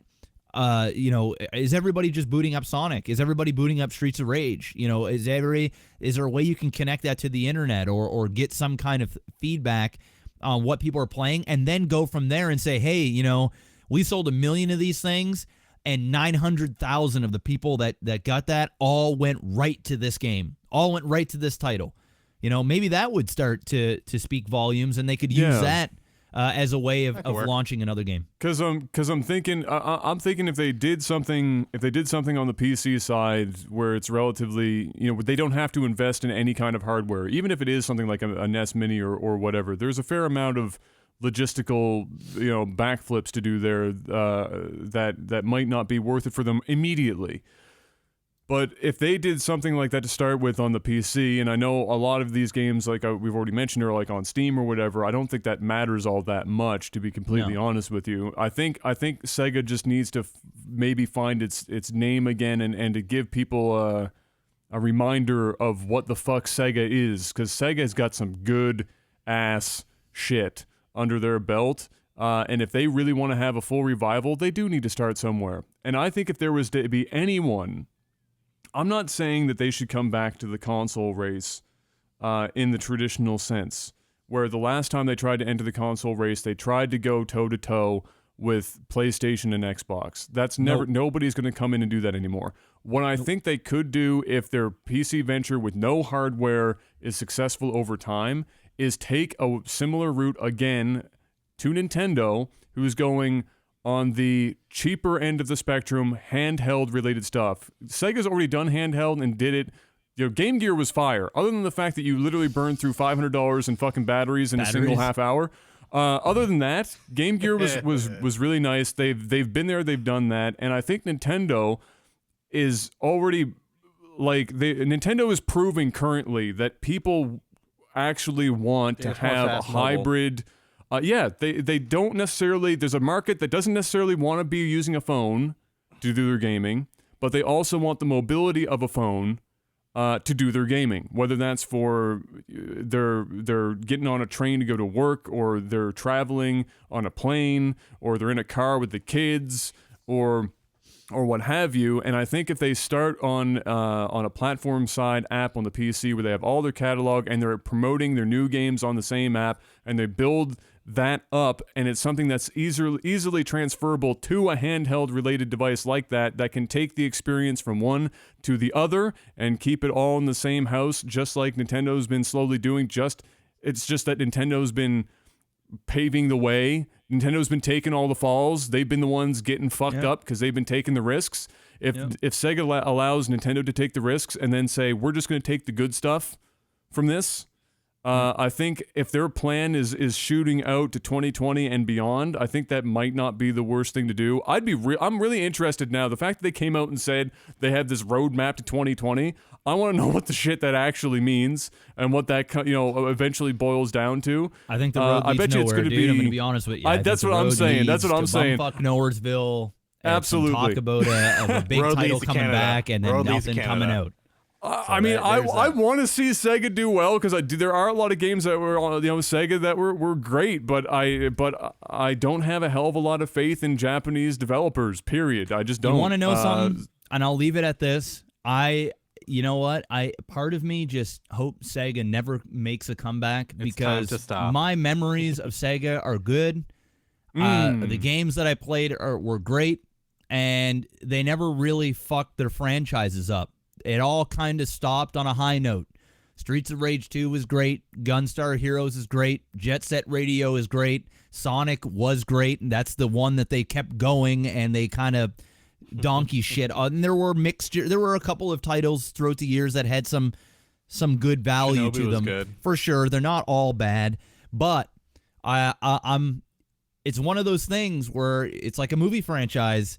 Don't reboot this. Don't reboot this. Just say, you know what? Keep the little titles you got going on right now. Nobody really cares about you. I mean, there's a small group of people that are hoping, and part of me hopes, but there's a big part of me that's like, nope, don't bother. I'm happy the way I am. I got my PC. Nintendo's doing some fuckery shit. Let them keep doing their fuckery, and PlayStation and Xbox are leading the way. Let them duke it out, and I'll await Naughty Dog games, and we'll call it a day. I don't need you, Sega. It was fun while it lasted. That's great. I love Sonic. He's a cool little thing. I'll buy a plushie, but that's the only money you're getting from me. Stay dead, and let's go, Scorpio. Don't suck. That's Jeff's in Microsoft's corner right now. Let's go. Yes. All right. What's your ending note for this, Panic? What do you got? Jeff convinced me. Let Sega sleep. Let them keep doing their little RTS stuff that they've been doing. Yep. I don't feel like they have it in them to do some big comeback. They've had a lot of time to do it. What's going to make now different? You've got the big players doing at it. If Sega wants to go ahead and make games for like the other consoles, go ahead. Bring some of them back. But just make sure they're not shit. You have a lot of experience making shit with the new Sonic games, so learn from it. Don't rest on the Japanese laurels of we know what the viewer we know what the player wants. Because they clearly haven't. So yeah, I think that's honest to God the biggest hurdle for them will be the moment any singular Japanese company wakes up and somebody goes, wait a minute, we don't actually fucking know what everybody wants. We should probably just pay attention to them because they've been screaming at us. Yes, my audio is probably messed. Doesn't matter. We're going to break here momentarily anyway.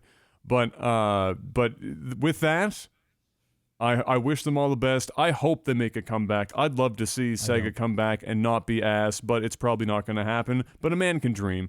Ladies and gentlemen, we're going to go to break as I restart Zencastr for the 86th time on this episode. So sit tight. We're going to do a little bit of a sellout. When we return, we've got lots more good stuff to talk about, so we hope you continue to stay with us. I just realized I didn't update the patch notes again. I'm good at my job. Give me a cookie. We'll be right back, ladies. Sit tight. Hey guys, if you're enjoying Technical Alpha and are interested in supporting us, do I have a solution for you? We've set up this Patreon page to help us help you, help us and you. We've got a list of options that would make a used car salesman cry that provides you with a range of goodies for your support. Head on over to patreon.com/technicalalpha to see what's up for grabs. Like fancy badges and stuff? Subscribe to us on Twitch to get access to, well, badges and stuff. Not big on subscriptions. We have a button below that allows you to directly throw money at our faces. Careful you don't take those eyes out though. We are so very fond of our eyes. Honestly though, while we like to joke about the sellout, just being a regular listener is a huge help, and we're incredibly thankful for all of your support. Technical Alpha will continue soon, so sit tight.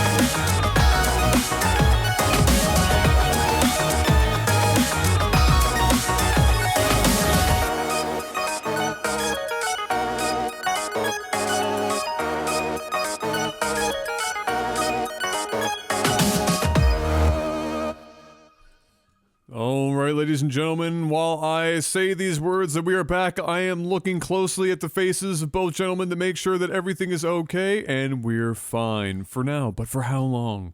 Yeah. For how long will it be okay? At what cost?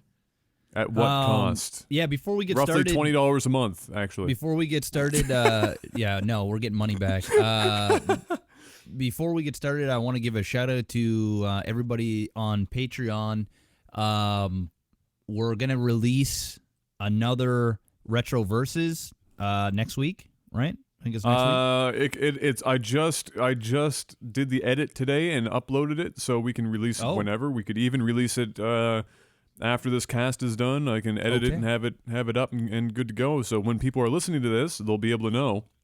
Okay. Patreon tiers $5 and higher will have access to that next Retro Versus where Jeff and I are we played Super Play Action Football.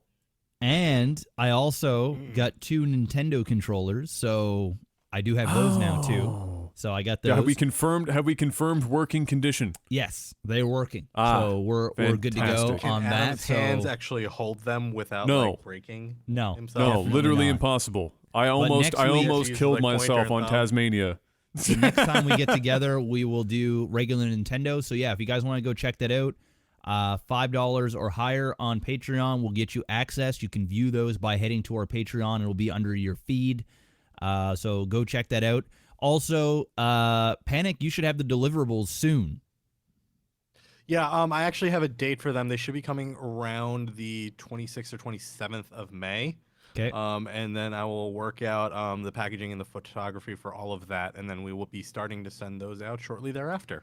Yeah. Also, guys, I don't know if I'm supposed to say this or not, but Panic. We can announce it if you want. Yeah, Panic is going to actually fly down to Halifax, and we're going to do. We're gonna do. You're technically up. Yeah, up to Halifax. We're gonna do an in-house podcast out in my other room where there's like 3 theater seats. It'll be a really cool setting. We're all going to get together and do it live. And the main reason for that is we're going to be signing all of the merchandise. So we need to kind of get together to do that. And Panic has got to give us a whole bunch of stuff anyway. So not only are we going to do, there you go, and Andy get those for us. Not only are we going to do a live podcast here, but we're also going to sign all the posters, all the stickers or whatever is going out, and we're going to deal with all that. And then on top of that, I know that there are certain tiers and things that people get, say, a signed poster. We decided that if you guys stay supporting us for so long, we don't have the exact numbers yet, but it's likely probably going to be around the $100 mark or so. So say, for example, you're a $10 tier, right? And I'm just throwing these numbers out hypothetically because we don't know exactly yet. But say you're at a $10 tier and you've been supporting us for 10 months. And in total, you have $100 you've contributed over 10 months. We are going to do something special for certain tiers. So this may be a signed poster that you can only get at the $100 tier or whatever. Or it might be a special edition t-shirt.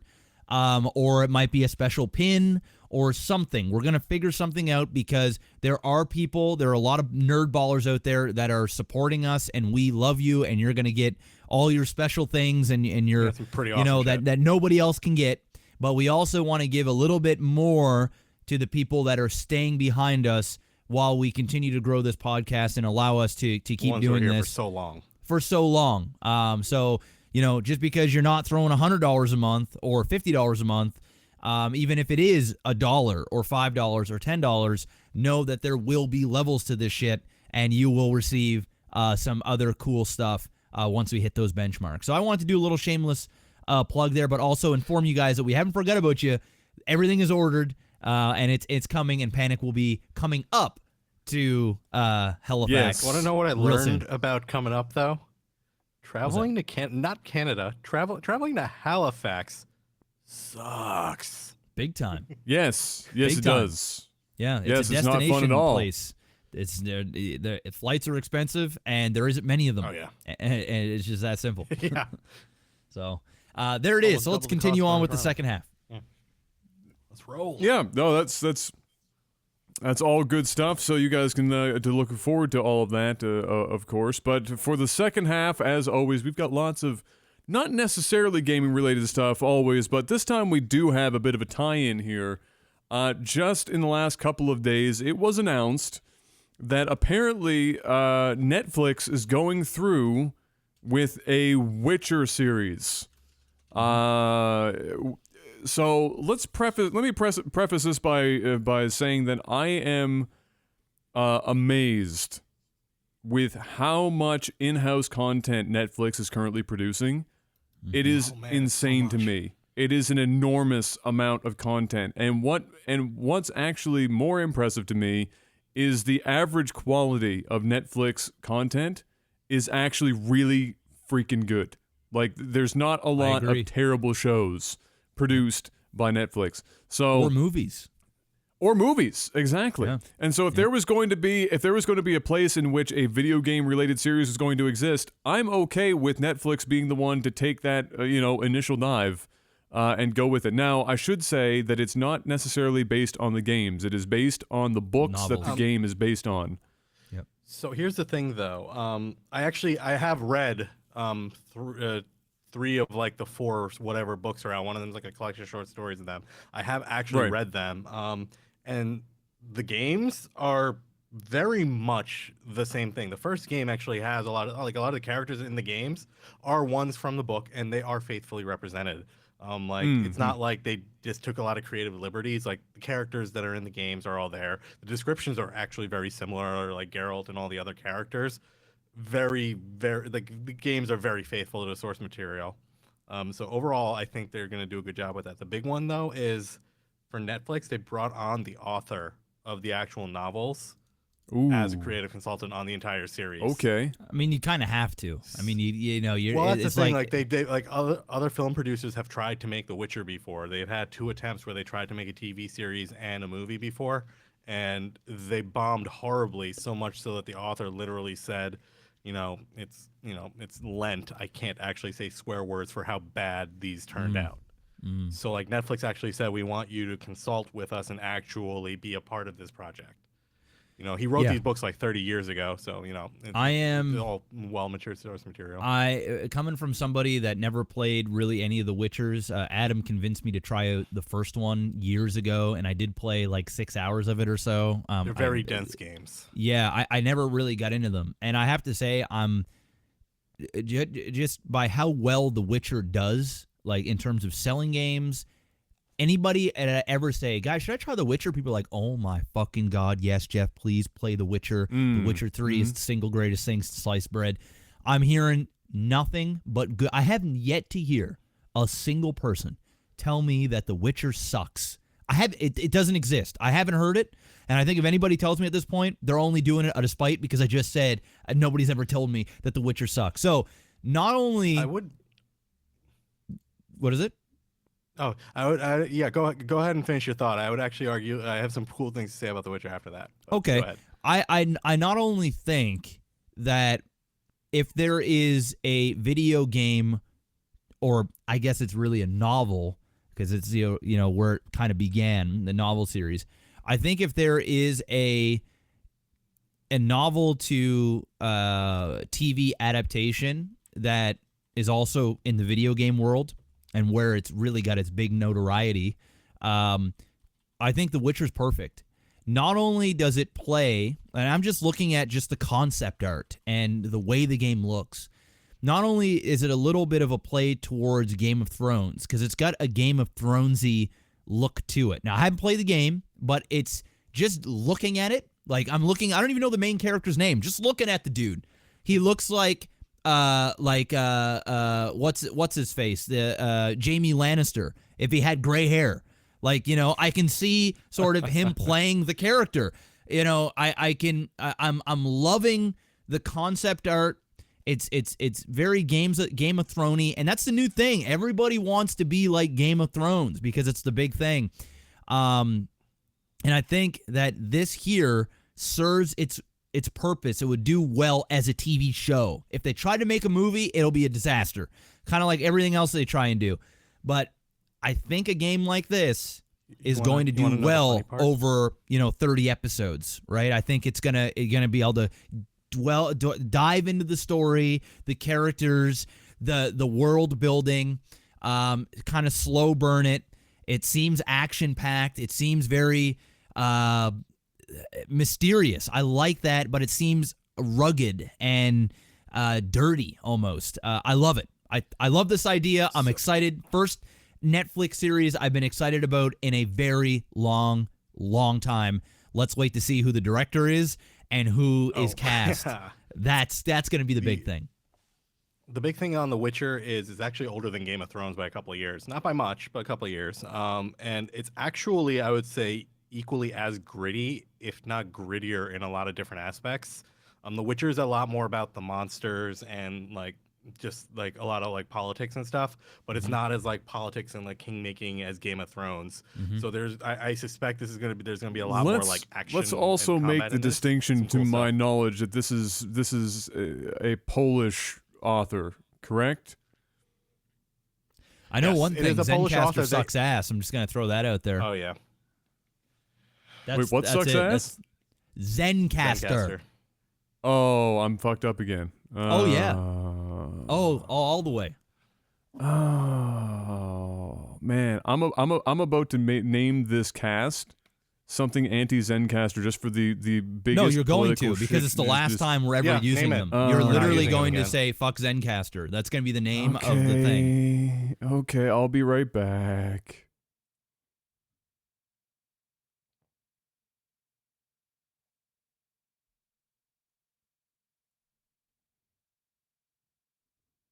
This is killing me softly right now. I'm so sorry for those of you that have to listen to this on iTunes.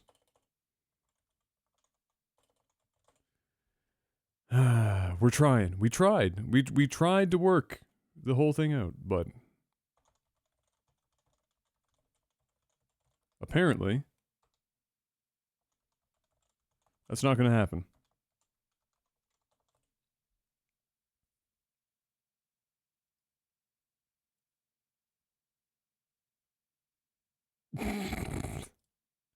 Alright, I was going to use Vivaldi, which is a Chromium-based browser. Apparently I can't use that one. I have to use another one. So... one second.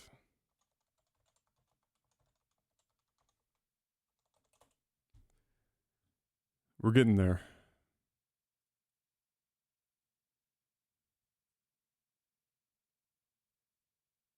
Back, sir. Okay. Wow. But why am Yeah, oh no. You sound fine. No. Oh, this has gotten better because now I'm hearing one of you in my left ear and the other one on my right ear. So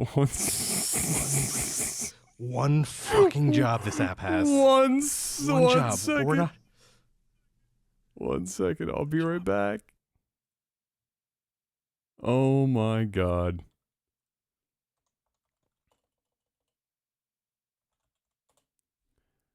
Oh, sweet and sour, merciful baby Jesus.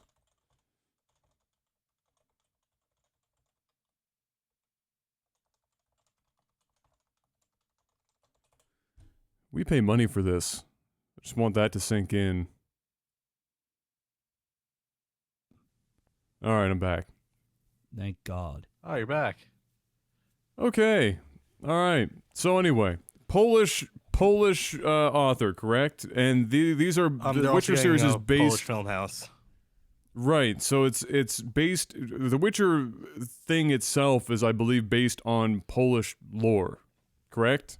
Like, I'm not crazy in saying that. Okay, so I was going to say, you're saying that it's grittier and all this other stuff. Poland is not the house of fun times 9 times out of 10, especially over the course of basically ever. So I'm going to say that there's a good shot that whatever that they're going to come up with is probably going to be a bit on the harsher side than what we were getting out of George R.R. I eat at a Chick-fil-A 24 hours a day, 7 days a week, Martin. is coming up with in his mind, not to take anything off of Game of Thrones because it is quite nice.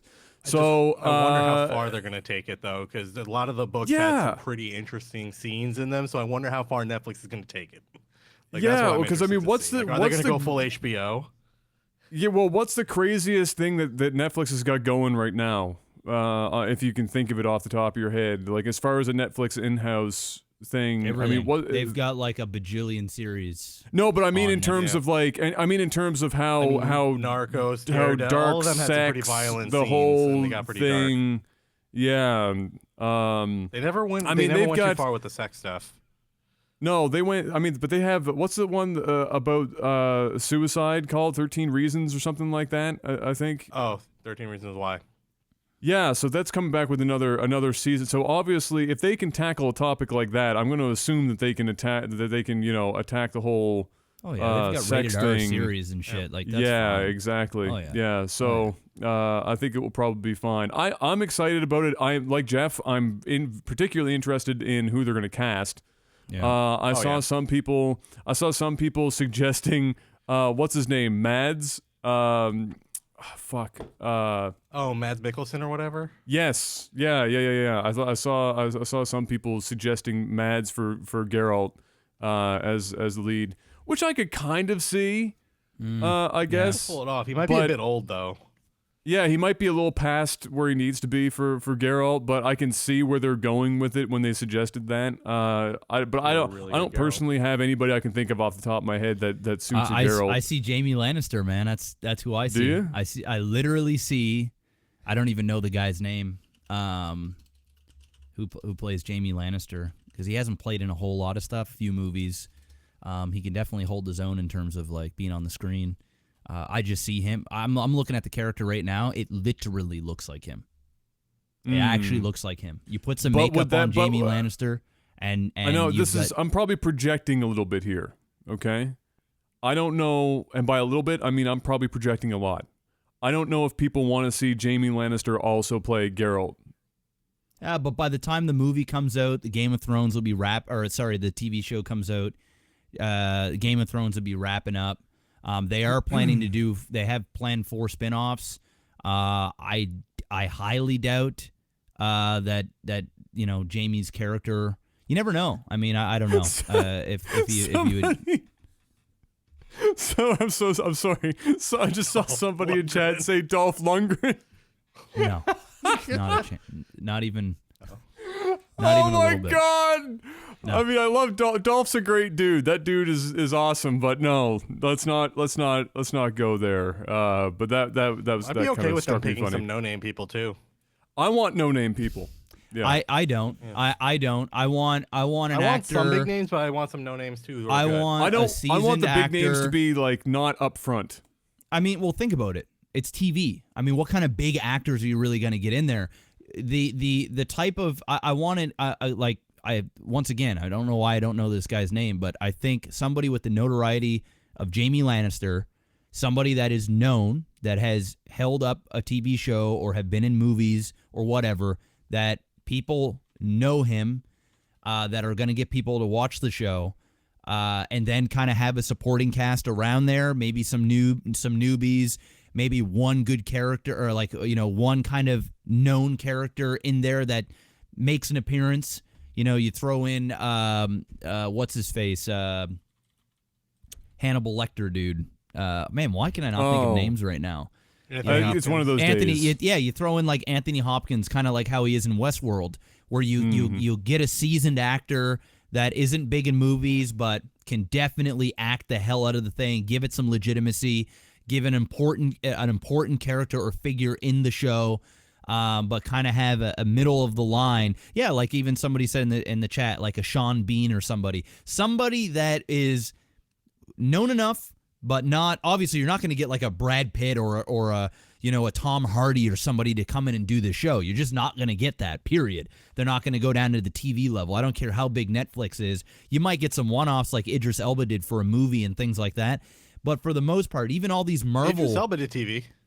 Yeah, that's where he got his main career. But I'm talking about, I'm talking about now. Like Idris Elba went and did a movie for Netflix where he's like a warlord or whatever that did well. But to get Idris Elba now in his career to go and do a Netflix series is just not going to happen, right? It's you want to get somebody at that stature, but not obviously too big to play the role. I think kind of in the middle. I don't want nobody coming in and trying to become a star. I don't want that shit. I don't want it. I want somebody that knows what they're doing with a good director and make a good fucking show.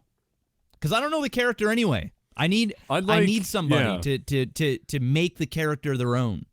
I'd like somebody. I don't want them to just like pull like a Harrison Ford and oh shit, the Carpenter just became Han Solo type shit. I don't want that much, but I'd like somebody who's not particularly crazy well known, whether it's TV or film. I don't want to play Geralt person. Yeah, and then to have one or two more well known people play supporting roles to give some legitimacy. Some legitimacy Gravitas. to the show, some gravitas, some fucking testicles to the show, and allow the main character to not solely ride on the back of somebody who's just a face that everybody already knows. But I think there's great promise for the Witcher series. Just the fact that Netflix is doing it by itself tells me that there is a small percentage chance that it sucks. Like, they've just been producing almost straight fire for every show that they've been putting out. There's very few shows that are anything less than, at best, mediocre, and there's only like 2 that I think I've ever They've been throwing stepped out into. a lot of 5 out of 7s.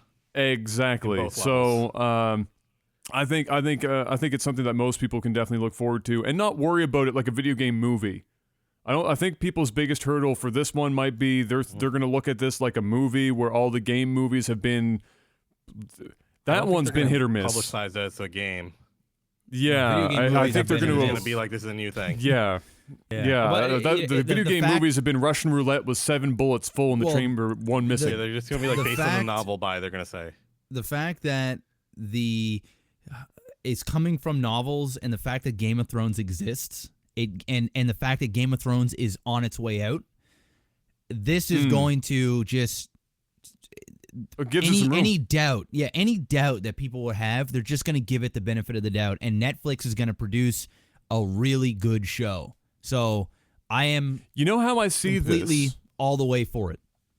I see this like Vikings, that level of show. That could go over real well. I think it'll even be bigger than Vikings. I think it'll have a bigger production, a better. In terms of like how it's going to look and feel, like that level, I think it's going to be similar to a Vikings. And Vikings was fantastic. I came into Vikings like 3 seasons deep or some shit, and I think Vikings was fucking epic. We came in 5 as seasons all hell. deep, and the wife and I binge watched every episode. So I enjoyed it. It's good stuff. It is good stuff, and I can see that too. When I think of The Witcher now, especially if it's in Poland, I can see you could get some of the guys that were in the Vikings. I can see Game of Thrones, like when it's snowy, like at the wall and stuff like that. Yeah. I envision that sort of look, and we all know that they're gonna try and copy Game of Thrones in some way, shape, or form. So I think that's gonna be the feel for it. So The Witcher is actually its own like world and universe thing. It's just based on Polish mythology, so like a lot of the monsters and stuff are like ancient Polish. Oh, okay. Like, That's how it works. Yeah, but they made their own like full universe. Yeah. So we'll see. This is going to boil down to director and cast. That's what's going to boil down Jeff, from where I'm going to go from excited to I'm I know you two. We'll I know you two know directors more than I don't keep track of director names all that often. Do you guys have anybody that you can think of that you might think matches up with this? I don't know who could handle like. There's a lot of directors that can do Witcher correctly. Because the source material for The Witcher is very good. If as long as they're not getting too creative or they don't deviate too far from the source material, they already have gold. So I'm not gonna say James Cameron, but we need like a James Cameron level for TV. And I know there are a couple of those. I just don't have the names off the top of my head. If they can just like be faithful to source material, they're good. Yeah, it's tough. because there's a lot. The thing is there's a lot of directors. I mean, I could start spitting some names out there, but probably a lot of people don't really know who a lot of these directors are, because believe it or not, for a show like Game of Thrones, there's multiple directors. So there'll be like 2 episodes where a director will come in, and then there'll be another whatever. For example, Alex Graves, who is a producer, director, he did some Game of Thrones stuff. He's done some West Wing. He's done a few really, really good shows. I think we're probably going to see the same thing as well with this. I think they're probably going to do a whole bunch of different directors, and I do believe that Netflix has an umbrella of directors that they outsource a lot of their material to. Yeah, so it will probably see, some people from Daredevil come in, do a couple of episodes, and then kind of the feel of what's working and what isn't. It will kind of, for season 2, as long as the show does well, there'll be some gradual, more consistency in terms of who's directing more episodes. I just pictured like doing a Witcher scene in like the Daredevil one-shot camera, so like the action fight. And it would be amazing. I'm just like, that's why I'm looking off the side. Like, that would be amazing. Oh yeah, oh absolutely. I think there's a number of people that could do it well. And like Jeff said, I think they do have an umbrella of people they pull from. And again, I've got great faith in Netflix. I think they've been just smashing it. So I'm not going to say anything but go Netflix. Have fun with it. If it was HBO or Netflix, I'm equally as excited. Absolutely. I really am. Absolutely. Here's something that I was excited about, but now I'm pensive about. I'm neither here nor there about it. And I'm interested, especially in Panic's opinion on this. And that's Star Trek Discovery. They came out with a trailer for this bad boy here this week. I don't think it was even that long ago. It might have been yesterday, the day before, or something like that. I know Jeff doesn't give a fuck about Star Trek, so I don't have to worry about that all that much at all. But I know Panic is a big Trekkie, and I'm only like 50% of Panic, but I was interested in it because I would love to see Star Trek make a comeback to TV. Let me guess, my audio is messed up. You know what we need to do? We need to go to the Star Trek universe now, where audio communication just works. We figured it out in the future, and so give me one moment. I'm gonna kill somebody. No, I'm not. Let's not put that down on the recording. I'm gonna kill them with kindness. Gonna kill them with kindness. The best part about Zencastr, other than the fact that it never works, is the fact that every time you close it out, you have to sign back in again. It doesn't remember you longer than just the sign out. All right, I'm back. In a row, we've had service issues. Welcome back, sir. It's incredible. It's incredible. It's like a 20 out of 10. This is the greatest service ever. Everybody should go and buy into Zencastr, except don't. Yeah. I want you to take the money that you were going to give to Zencastr and just burn it, because it's actually probably more entertaining and more useful than spending your money on Zencastr. So Star Trek Discovery. So they put out their trailer, and it looks like they've got all sorts of production value on this show. They're pumping mad money into it. It looked great, visually speaking, for the most part, until I saw Klingon, and then I almost projectile vomited instantaneously. I don't know what the hell they did to them. Was straight fire, like full on raging dumpster fire. It was bad. The Klingon thing threw me. Now, I can get over the Klingon thing, whatever. The thing that actually bothered me more was that in the trailer they said that this takes place a decade, 10 years before Kirk, Spock, the Enterprise, whatever, okay? And yet the technology in use here somehow looks more advanced than the movies we've been getting lately, based on that same timeline. So I don't know how I feel about this in general. The Klingons look like the reimagined Teenage Mutant Ninja Turtles, except painted brown. and the everything else just kind of seems whatever. I'm not super sold on it. But then again, we've only seen a trailer. What do you think about this, Panic? What was your take as a Trekkie? What was your take on this?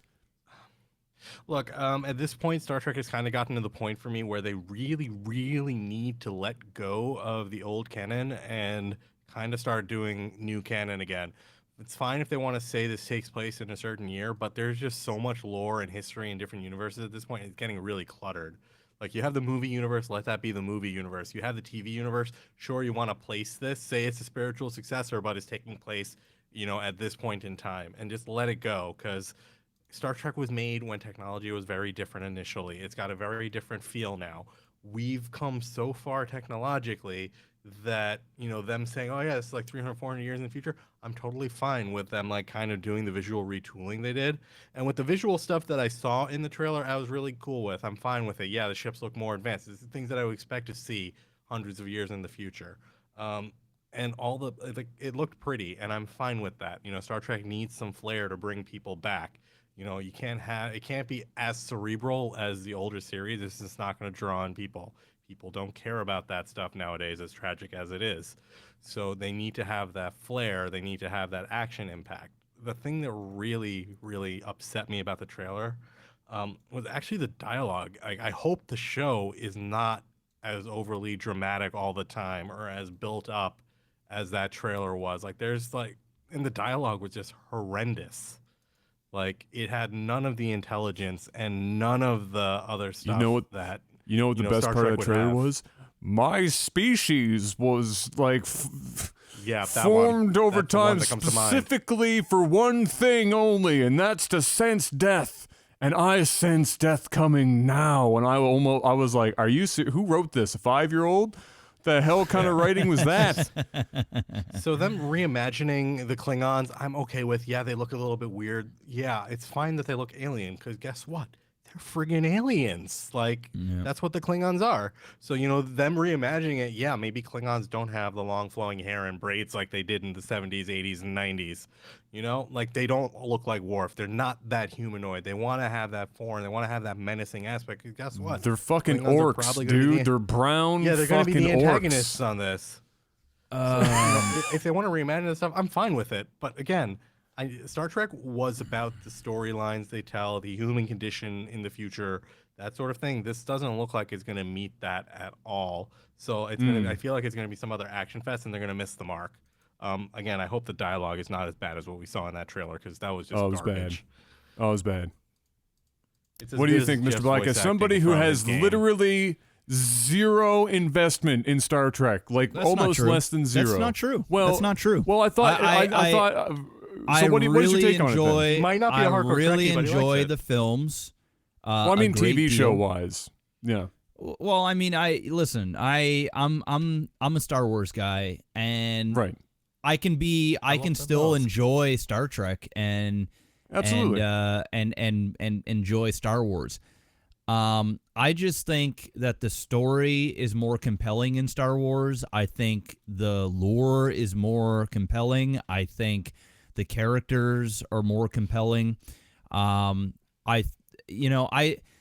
not to say, listen, I'll watch Star Trek. I'll check it out. I really will. And it looks, I think Star Trek is a much better TV show. It has potential to be much better of a TV show than what Star Wars could ever be. I think that Star Wars is a cinematic event.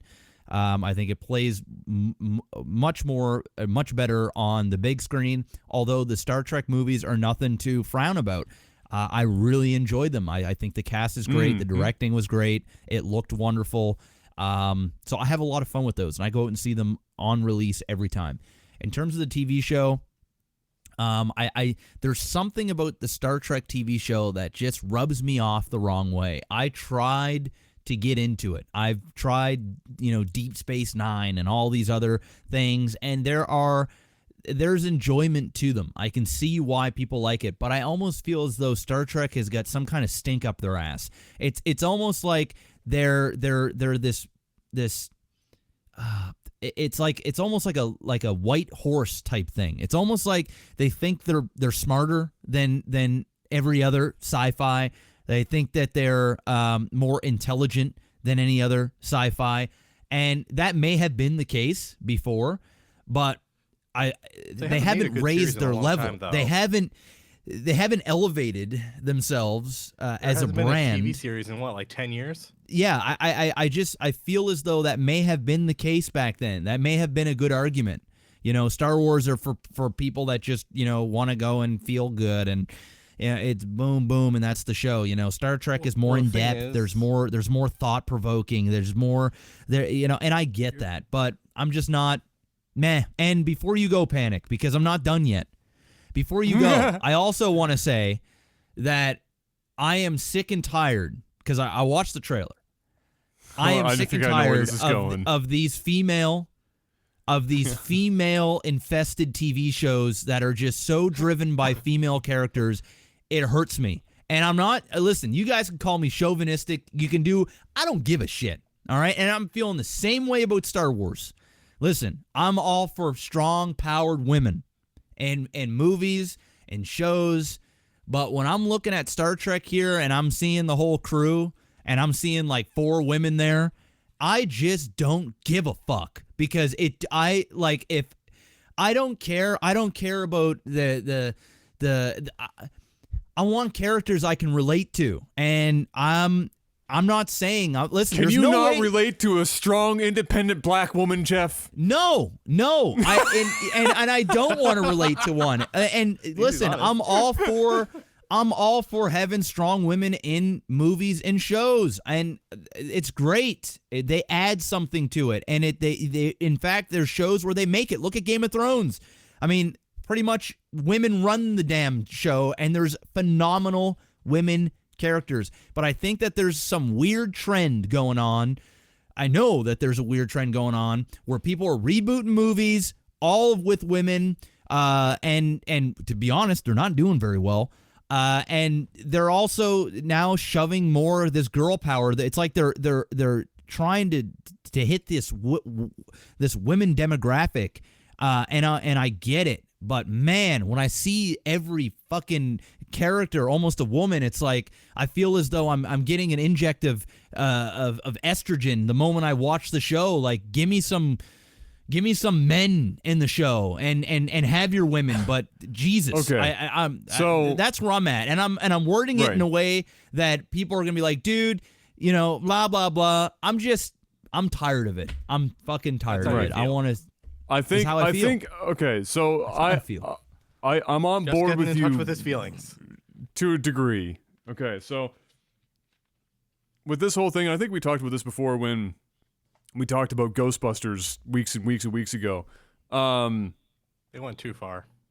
Yeah, there's a difference between having strong leading female roles, whether it's the star of the show or otherwise.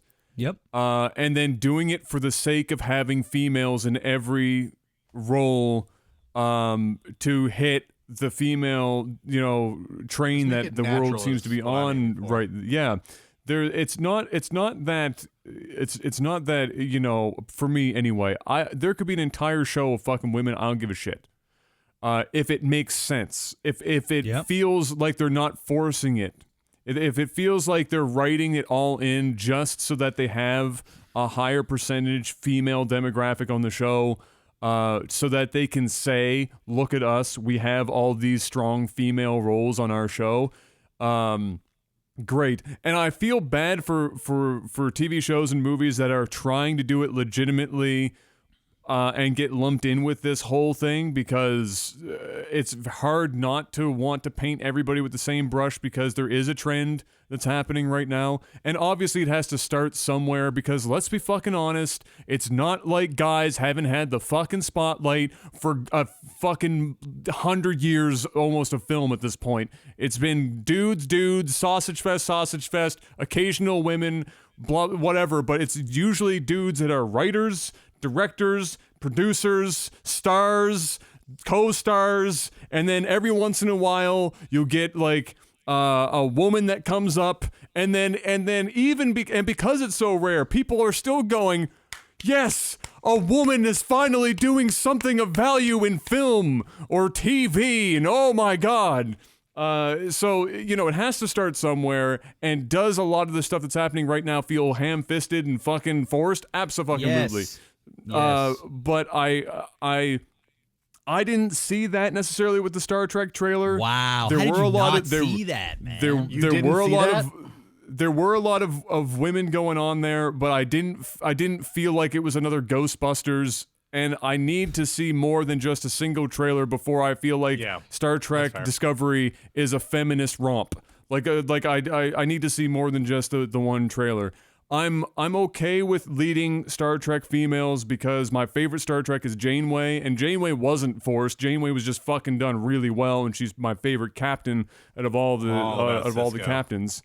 So I'm okay with that, but I agree. There's a trend. It's not always a positive one because the underlying concept of the trend is positive, but the way in which they're getting there is questionable in terms of forcing being shoved down the your point. throat. You know, the my main issue, and guys, I don't want people out there listening to think I'm against women, a women-driven show or movie.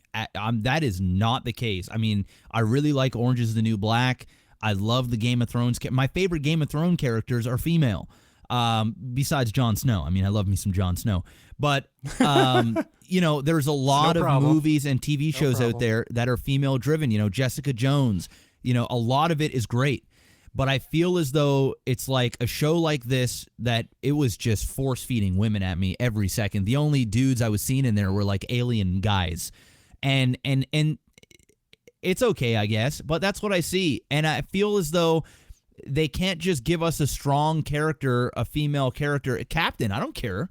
But I don't need her and her girlfriends there, all just chilling beside each other. If a man wants to be a side a character, like, a co-star or whatever, I'm totally fine with that. But I feel like they're just targeting my wife.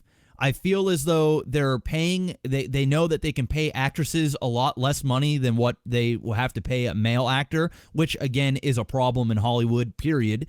And I feel as though it's never just a little bit. Game of Thrones does it so well. The female characters are strong for a reason, and I feel like they're just trying to force feed females at me, and I don't like that. I just don't like it. And you're right, Adam. The movies have been male-driven, but it hasn't really changed the people that are going to the movies. I mean, females like men, too. So females go to the movies and watch shows because there's a hot dude that looks great and it's easy on the eyes. And also, there was a poll that I was reading and looking into where they were asking, does it make a difference if it's a female-driven movie? And yes, of course, there are females there that are like, yeah, I love the fact that females are just running the shit and stuff like that. But the majority of people don't really care. And there's actually females out there that are annoyed with how much females they're chucking at you because it doesn't come natural. It doesn't feel like it should just be put in. Yeah, it just feels like it's being thrown at you. So I got that feeling with Star Trek. I'm gonna check it out. I think Star Trek is going to be a good show. I think it'll be serviceable. But I don't get excited like I do for Star Wars or anything like that. So it is what it is. That's the next pit stop we have here, Jeffrey. You aren't going to watch it. You want to know why you're not going to watch it? Why? It's not on TV. Because CBS is going to make you pay for it on their CBS All Access online pass. Oh, okay. So so let me just go back. Let me just go back here and redo that whole thing, and just redo it. Okay, so not only does it feel like I'm at the motherfucking girls' changing room when I'm watching a Star Trek trailer, which already doesn't intrigue me at all, because I really don't want to hear about women issues on Star Trek and the aliens that they have feelings for. All right, I don't give a shit. All right, so not only do I have to listen to that, but on top of it, I got to pay? I got to go out of my pocket, and I got to pay for a CBS service? How much are they charging for that, Panic, in U.S. dollarinos? Do you know? Oh, hells no. I have no idea. No idea. Unless it better be free 99, all right? Because if it's not free 99, I'm not paying a cent. I'm not even gonna CBS pirate it. is trying to pull an HBO, but not having any of the clout that HBO has whatsoever, and then they're probably going to try and charge like $9.99 a month or some shit Dude, like that, guaranteed. The biggest person on that show is the black chick from Walking Dead. All right. Yeah. And I think her name's like Shaniqua. I shit you not. I actually think her name's Shaniqua. All right. That's like the biggest star they have on the show. A side character from The Walking Dead. No, Michelle Yeoh's pretty big. Who? Yeah, Michelle. Yeah, there's Michelle. Oh, the girl what's from her- Crouching Tiger, Hidden Dragon. What has she done in recent years? Oh, I guess she was in Guardians of the Galaxy. She made an appearance there, so we'll give her that. But still, right. regardless, CBS is not going to get it.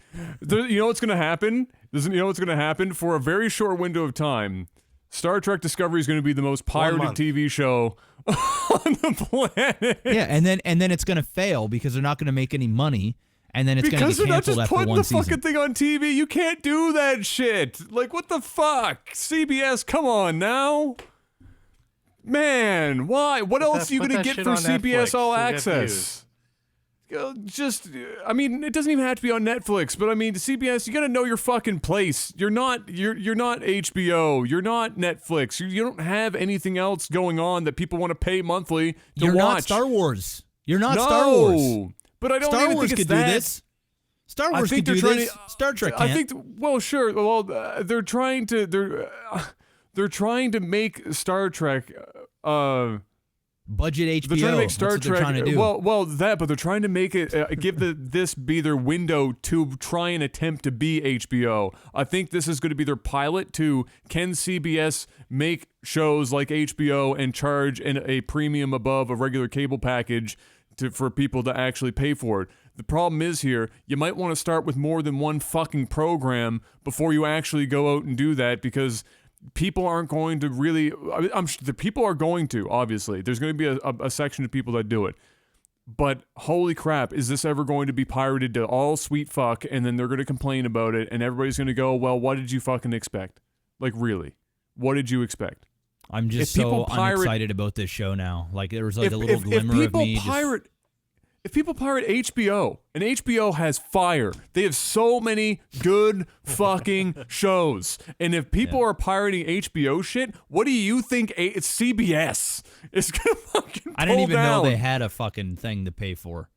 They didn't until now. This is like their first fucking thrust, right? I'm still not gonna know about it. Yeah. No, you're not. So anyway, get fucked, CBS.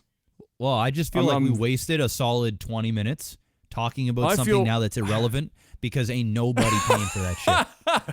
Some hardcore Trekkies will pay for that, and then that'll be the show. I might actually pay for it just to watch it. Like, I might, just because I'm a Star Trek guy, and I need to know how bad this is so that I can finally put the franchise to rest in my mind. Jeff, I have a question for you. I got a question for you. Do you have a spare eye patch? A spare eye patch? Yeah, you got one for me? Yarr. No, I don't. No? I need you to procure an eye patch for me, and maybe this will sink in. If you don't get this joke, I need you to just sit on it for the next 5 minutes, and then when we'll come back, let me know when it hits you. All right? Okay. Let me know when it hits you. Until it hits you, Guardians of the Galaxy. I haven't seen it yet, but I'm sure both of you gentlemen have.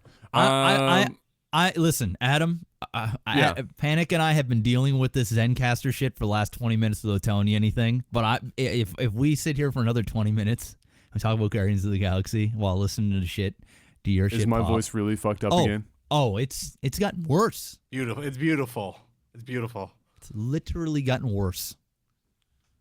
Do you want to sit silently while Jeff and I discuss Guardians of the Galaxy and our fan love for it?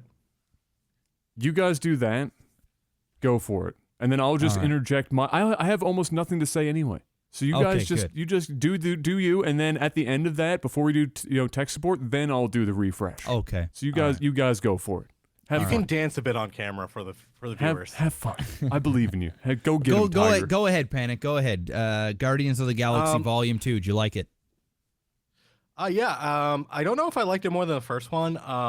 The first one just kind of, again, I had no expectations when I went in, so it was phenomenal. I had some expectation for the second one. I wasn't disappointed in any way, shape, or form. The movie, I really enjoyed it. It was a good movie. I just don't know if it was better than the first one. I've tried thinking about it through a bunch of different ways. I just can't come to a decision on it. I will say, I'm going to ask you first before I go into it, but I'm going to say, who was your favorite character in the show, in the entire movie for this one? Because I feel like they gave each character was fleshed out so much more, and they seem more dimensional than the first movie. I just felt like I enjoyed it a lot more just from the character development side of things. Does her last name rhyme with barista? No, you know what? Drax was really, really fun, and I really like what they did with the character, but I'm gonna have to go with Yondu.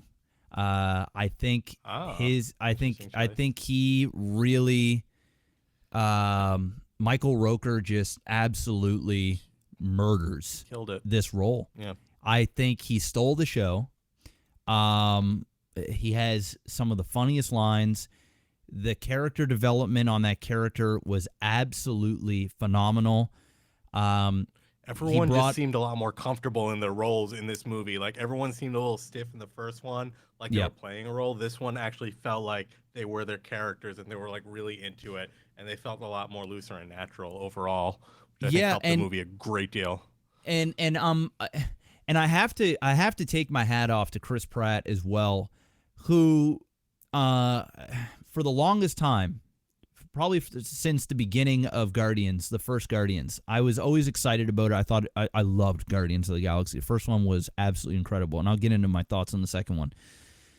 Chris Pratt became a movie star when Guardians came out, and then he went and did a couple of other movies, and same with, I mean, I shouldn't even say that lightly. He went and did Jurassic World, which is like the second biggest grossing movie like Huge ever. Franchise, yeah.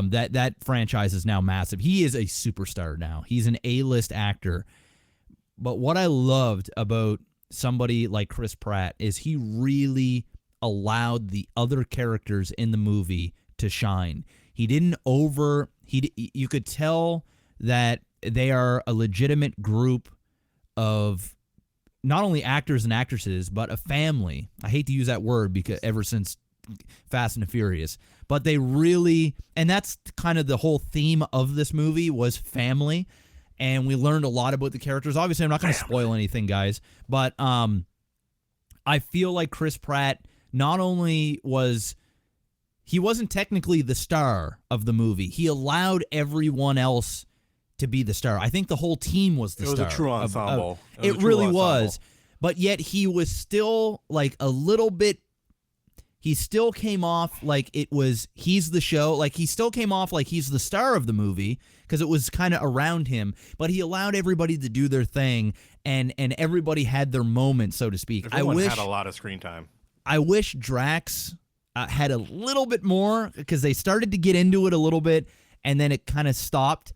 But Yondu is absolutely by far, not only is he the coolest looking guy, in my opinion, his storyline and the whole, I don't want to say anything because I don't want to spoil anything, but just everything from start to end.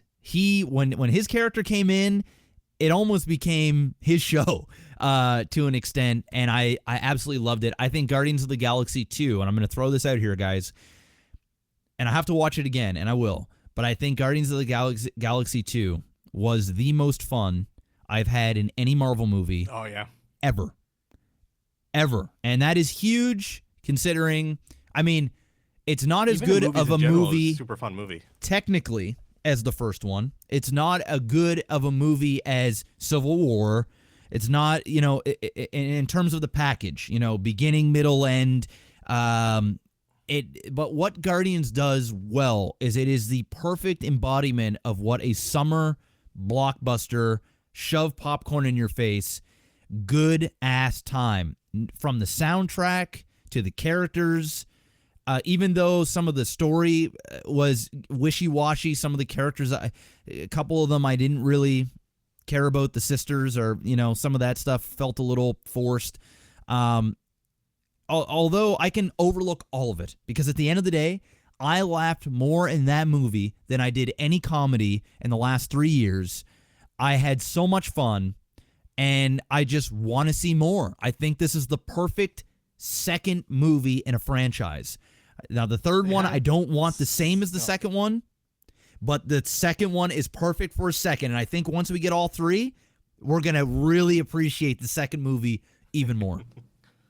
The thing I loved about the second movie, and in general, is in Guardians franchise in general, without being like Deadpool, they knew that, they had some serious plots and stuff, but whenever the movie felt itself getting too serious, they made fun of themselves in some unexpected yet hilarious way. There'll be a lot of times I'd be like, oh my God, then I'd literally just bust out laughing.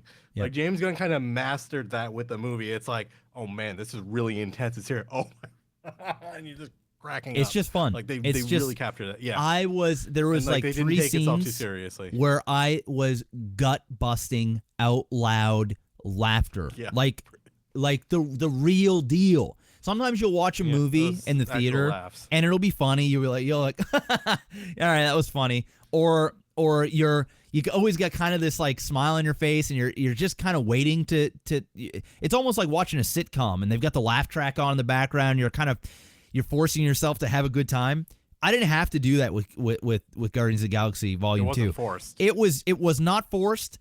I mean, even a movie like Deadpool, a lot of the jokes are hella forced. I mean, they are throwing jokes at you every 2 seconds, and a lot of them work, and it's funny, but a lot of them fall flat. And there were a few jokes in the movie that fell flat, but for the most part, it was just a smile on your face. And unlike Suicide Squad, this group of people actually interact with each other, and it's the interaction that really brings out all of the laughter. And that's something that a lot of these team type movies, whether it's the Avengers, whether it's Suicide Squad, Guardians of the Galaxy, Guardians does the team aspect the best out of any of them. Sure, Avengers, you've got the big fucking Hulk, you've got Thor, you've got Iron Man, you've got these Captain America, you've got these big personalities. But they don't feel much as a team. No, they don't. They feel like, hey, we've got Iron Man in Spider-Man, and they're doing their own thing, and they're fighting for screen time, and fucking Iron Man, what's his face? Robert Downey Jr. Robert Downey. You've got Robert Downey there going, I'm the star of the show, guys. It's the Robert Downey show, and that's cool, and it works, and it's fun. But with Guardians, it is just fun. Ain't nobody trying to outdo anybody. People, it's almost like they're sitting there trying to make each other laugh on set. It's just a fun fucking time. And Guardians of the Galaxy is by far the best ensemble of characters that we have seen on screen in terms of just having fun and it being a comic book movie. Thumbs up, Guardians of the Galaxy Volume 2. Run out and see it. Is it better than the first one as a movie? No, I don't think so. But is it more fun? Absolutely. I think it's way more fun. I'm going to say my favorite character was actually Drax. And I disagree with you that they didn't give him enough screen time. He didn't have a lot in the first one, and he had a couple of set pieces in the first one, but he didn't really have a lot of character development. And I feel like they didn't want to give him too much. They didn't want to go too far, because you have to consume all the character development from all the other characters. So I feel like they gave him a good amount of growth in this movie. They added a lot more dimension to him, and they kind of really fleshed out that. And it seemed like Bautista was just a lot more comfortable in the role as well. I agree I feel with like that. They didn't want to go too far with it. I got to rebuttal you a little bit. I agree that Bautista, it's almost like the guy took some acting classes. I don't know what he did, but he came in and he fucking crushed this role. Nailed it. He was funnier.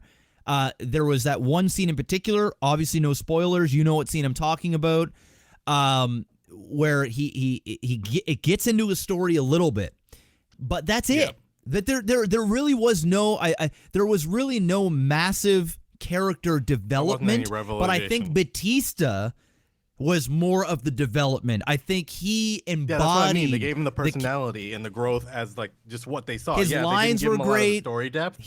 But his lines were great. Presence. I agree, but in terms of how much time they gave all the other characters and their backstories and the screen time, although Drax got a lot of screen time and it was great seeing him do his thing, I wanted to see more. And when he gave us that really awesome scene where I was like, holy shit, Dave Bautista can motherfucking act.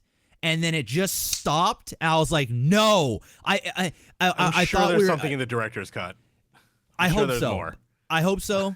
But I loved it, guys. Anyway, go watch Guardians. I enjoyed it. If I had to give it a score out of 10, watch it at least once, if not twice. I'm giving it a 9 out of 10 in terms of movie experience, and I'll give it an 8 out of 10 in terms of it like being an actually good, coherent movie. The main conflict in the story was a little wishy-washy for me. It felt it had its moments, but it even had a little bit of that. I hate to say it, even had like a little bit of a Man of Steel feel to it really at one point that I was like, a little bit too much CGI, a little bit too much of this. But overall, man, the jokes made it, the dialogue made it, the characters made it. Awesome. Loved it. Adam, go see it. It's good. I do. I plan on seeing it, and I want to see. I'm happy. I'm not going to talk too much so you guys don't cry on the other end of this line right now, but I'm happy that Bautista got more shine in this. From what you guys are saying, and I'm happier that he used it well. Yeah, to the point where now I'm hoping that once this Guardians run is kind of whatever, that we maybe see Bautista show up in some other movies in big roles, because he just seems like such a great guy, and he seems to be doing a better and better job with his acting. Dave Bautista, and listen, it's not like he's full of dialogue here, so I don't really know. You know, he may have just crushed a couple of scenes really well, but at least I know. It's not easy to do a role like that where you can't talk but still do what he did with the character, right? He's definitely got some comedic chops. I tell you that, man. He has got some comedic chops, and I think Dave Bautista, I don't ever think he'll be a movie star in terms of him being a solo movie star. I think he's always going to be a great supporting actor, but since we talked about it earlier, I think he would serve himself very well on a hot HBO or Netflix series, and I think he could run that shit and own that shit, and people would get excited about it. And having him in a show like Game of Thrones or The Witcher or something like that, where you can bring in this big brawly fucking character that has notoriety, have him that be has like a the huge Mountain fan type base. I think Dave Bautista has a potential to be a small screen star than what he will be a movie star, because I still think he needs that direction. He still needs an actor or an actress that is above him, and not only in terms of acting talent, but just as star power. But I think Dave Bautista is on his track to do. I think he's gonna have a long, great career in acting, along with John Cena. I think John Cena is gonna do some big things too, because that guy is also very, very funny, very funny. Yeah, absolutely. Wrestlers you have to be able to you have to have timing in your act as a wrestler. So it almost makes sense that some of these guys just seem to have like a good base for this kind of thing. I'm gonna swap rooms real quick before we head on into tech support. So gentlemen, prep your questions while I'm doing this, and I'll be right back. All right. Already ready? Already.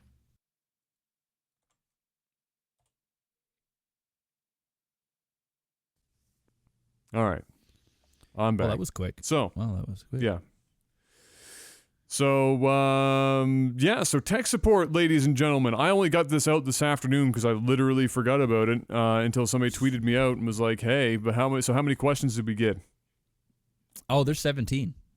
Oh, okay. So it didn't hurt at all. We got so that's good. People did work. Okay. That's great. That's fantastic. Great participation with the tech support stuff, by the way, guys. You've been awesome with these questions. So good work on that. So Panic, I believe, already has his. So I'll let Panic go first on this, and then Jeff can browse a bit longer. So what do you got, Panic? I've got a question from. I'm gonna butcher your last name. I really apologize. It's from David Nieve. He's one of our $10 supporters. So thank you for that, David. So the question he put in was, as soon as this reloads back, lost it 1 sec. Boom. It's the very first one. All right, so yeah, he says, so since last week, you guys went all philosophy and conspiracies and shit. do you think the colors you see are the same colors other people see? For example, is Adam's green the same as Tabin's and Jeff's green? And we just learned to call them the same color. Maybe if I saw through Jeff's eyes, his red is what I call blue, or Tabin's orange is what I'd call red. Interesting. Okay. I'm going to go with yes. It's just that everybody has a different level of how wide a range of color they can perceive. So while my red is probably different than Panic's red, it is still in the neighborhood of red. It's unlikely that unless one of us is colorblind, that my red is, Panic's yellow or some shit. Like it's unlikely that's the case. I see where they're going with that. I mean, it would be similar to the whole, is what I taste in food or how my brain registers what does chicken taste like, is that the same as how, somebody else's brain registers what chicken tastes like? And maybe that's why everything just tastes like chicken. But like, I would say that everybody does see, unless colorblind, does see the same colors. It's just that how wide a range or what version of that color we see is based more on our ability more than anything. Personally, myself, I'm in a similar camp to Adam's. From a more scientific perspective, to me, color is just different wavelengths of light that you see at different frequencies. And to me, it might look different, but it would be weird to me then, because the aesthetics of what someone else sees will be totally different than others. And then for me as a photographer, I deal a lot with color. I literally have like a color calibrator on my desk that I use on my monitor every couple of weeks to make sure that the colors are like, what I'm expecting to see when I'm taking a picture. And, people say the same thing when they see the photo. Oh, there's this vibrance in this color. And, it matches up too much for me to like believe that they're seeing something completely different color-wise, because then it changes the aesthetics of everything. And it would be kind of weird that everyone's got this like shared aesthetic sense, but they're actually seeing kind of a totally different thing. If that kind of makes sense. Mm-hmm. Yeah.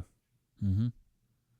No, I can't rebuttal as much as I want to argue with you guys. I have to. I have to. Sometimes I just try and take the other side just to get Is it conversation blue or going. gold, Jeff? Is it blue or gold? That's the real question. I think color is color. Obviously, it may look different in different eyes, but I think there probably isn't a big enough of a difference to warrant calling it another color. There's different shades of blue, different shades of green and things like that. But at the end of the day, it's blue and green, or what we call blue and green. I mean, to an alien or something, they may not even see color, so color may not even exist to them.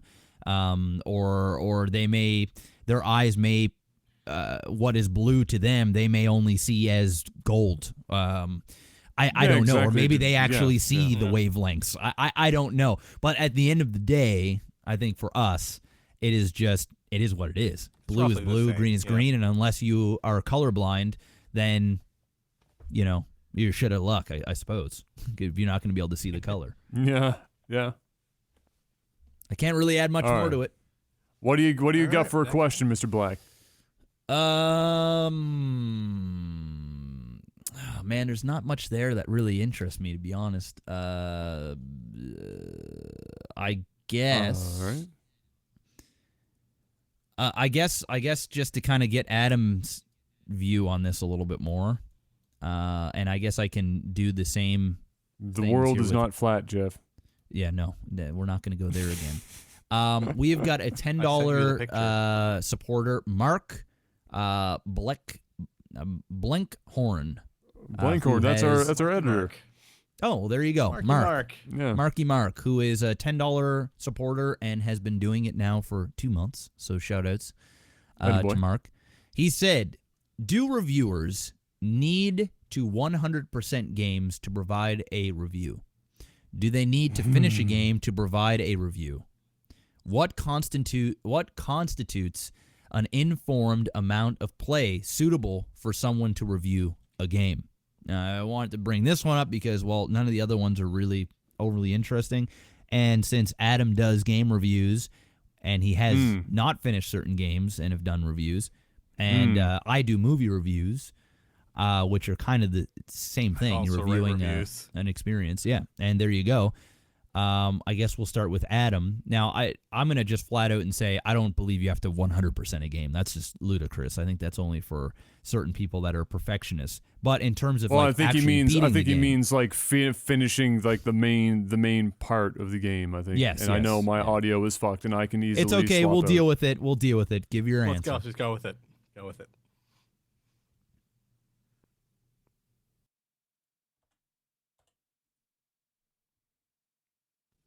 All right. So, yeah, I can just swap in pretty quickly. We'll just do it this way and keep the flow going. So, this is actually for me like a Tumblerina trigger question, because recently I just finished the review for Nier Automata. And that game itself sparked a huge amount of controversy around this exact question for reviewers everywhere for this game, because the premise of Nier Automata is that there are a lot of different endings to this thing. There's 26 of them, in fact, 5 of which are what is considered the main storyline, and then 21 of them are kind of jokey, kind of flavor endings that you can get along the way, depending on, if you hit the right trigger to make it happen, type deal. You hit the credits every single time it happens, you get dumped back out to the screen, you load your game back up, and you start back from where you were, and onwards and onwards. The thing about Nier Automata was that the first 2 endings that you get, which constitutes anywhere from 15 to 30 hours, depending on how many side quests you do, are almost categorically identical, which means you do the same thing twice, down to having a tutorial for how to save the game. Like, you go through everything twice. That put off a lot of reviewers that didn't even, make it too much further than finding that out, because at the end of the first ending, you get the full credits roll and everything happens, and then Square Enix has this message from their PR team that says, we'd like to inform you that while you have finished one ending, this game has many, many endings, and we encourage you to go back and play through them all. And then, so when you get this message, and it's actually signed by Square Enix's PR team, that's what the ending of this thing is, and you get dumped back in, and then you're playing essentially the exact same game again. That's not a good look. And a lot of reviewers just said, okay, I know what I'm getting here. This is literally the same fucking game. Well, Adam, okay, I'm with you here, but you're doing a very extreme case. We're talking. No, I know. Just no, I know, but I'm just. Game. No, I know. No, I get you, and I'm gonna. There's gonna be a come around to this. So, I guess I'll speed it up. So I guess just for the sake of this conversation's not being forever, the ultimate thing here is that. You absolutely do not need to finish a game to be able to review it. Because everybody has a different perception, for example, of what they think is completing a game. Some people won't think that you've completed a game until not only you've done the main quest, but you've done all the side quests. Some people might think that you won't finish the game until you've only completed the main quest. And then some of this depends on the genre, and in Nier Automata's case, depends on the game itself. The reason why I say you don't need to do it is because, first of all, unless you're spoiling everything in a game when you're writing a review, you don't need to know the minute details of absolutely everything story-wise in order to give your review. If after you've played a game, for example, for 10 to 15 hours,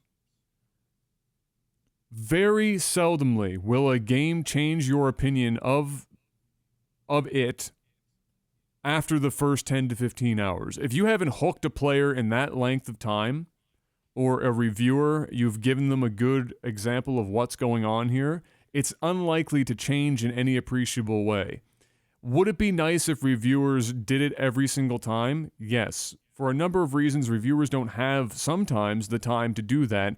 If they get the game from a publisher and they have to turn this bad boy out inside of 48 hours and the game is 30 hours and some people like to eat shit and sleep, there's only so many hours in a day. They have to take a road that says, all right, I'm going to complete as much of this game as I can. I'm going to play all the aspects of the game that I can in the time frame that I'm given, and I'm going to give the most accurate review based on that information that I can.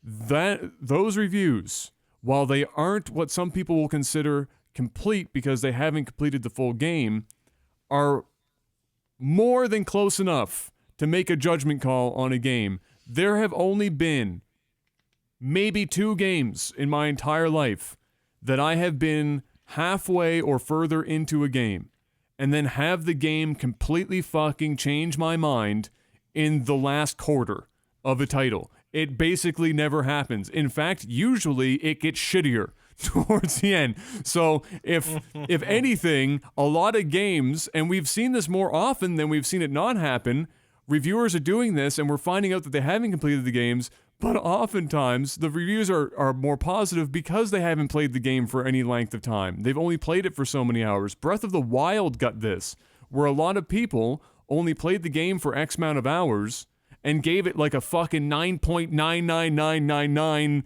out of 10, or 10 out of 10, or 12 out of 10, and then later on you'll see them on their social media and shit saying, you know, the longer I've played this game, this isn't as hot as I thought it was. It's just still a very good game, but we're talking like a 7 or an 8 now. We're not talking a 10 out of 10. This is not a masterpiece. This is just a very solid title, but it's just a part of the industry is part of the problem. And it's also this perception that people have that you have to, you know, complete X amount of a game. Sometimes people want it to be 100%. And the reason I brought up Nier is that because it is an extreme case. People kept moving the marker for reviewers.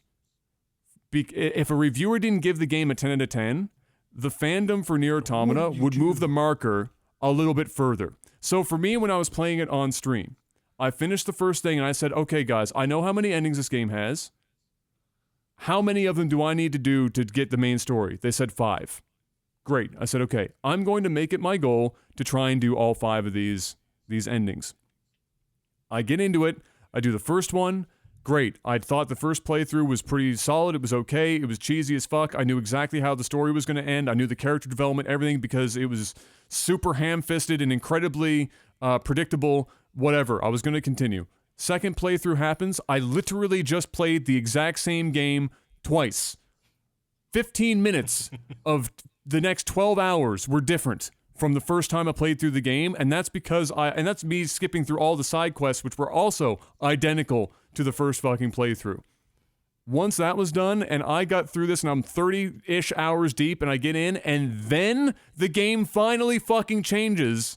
I was like, I'm fucking out of this. This is fucking garbage. I can't believe somebody just made me play through this game twice. Whatever. But when I got through the second half of the game, and I was done, I was like, I can't do this. They were like, all right, but you need to do this one now. And then I said, and then somebody in chat said, yeah, but it's not even that good until he does ending Y. And then somebody said, yeah, but then you also want to do like ending M. And it was like all these, and the mark just kept fucking moving and moving and moving. It was like nobody was satisfied. It was like, and it was because I wasn't giving it a perfect score. So I think the problem is that people misunderstand what reviews are. And Jeff, you've probably seen this with movie reviews, where people get really excited about certain games and movies. And as a reviewer, you're giving your opinion, which is hard for people to understand, is a subjective thing.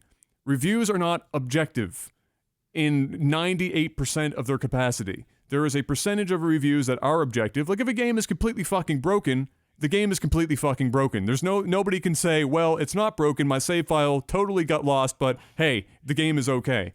That's objective. But as far as most reviews go, it's a subjective thing, and people can't get that out of their fucking minds. They want every reviewer to suck their game or their movie's dick, or their book, or whatever it is that they love, and if they don't, they'll start prodding you. Like, So did you watch the whole thing? Did you play it? Did you finish it 100%? Did you only do 70% of it?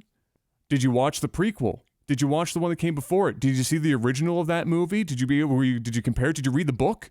Did you read the book? Because the books actually flesh out the rest of the thing. And so they just keep doing that shit. So that's my take on it. I don't think you have to at all. Okay, well, I'll give you mine.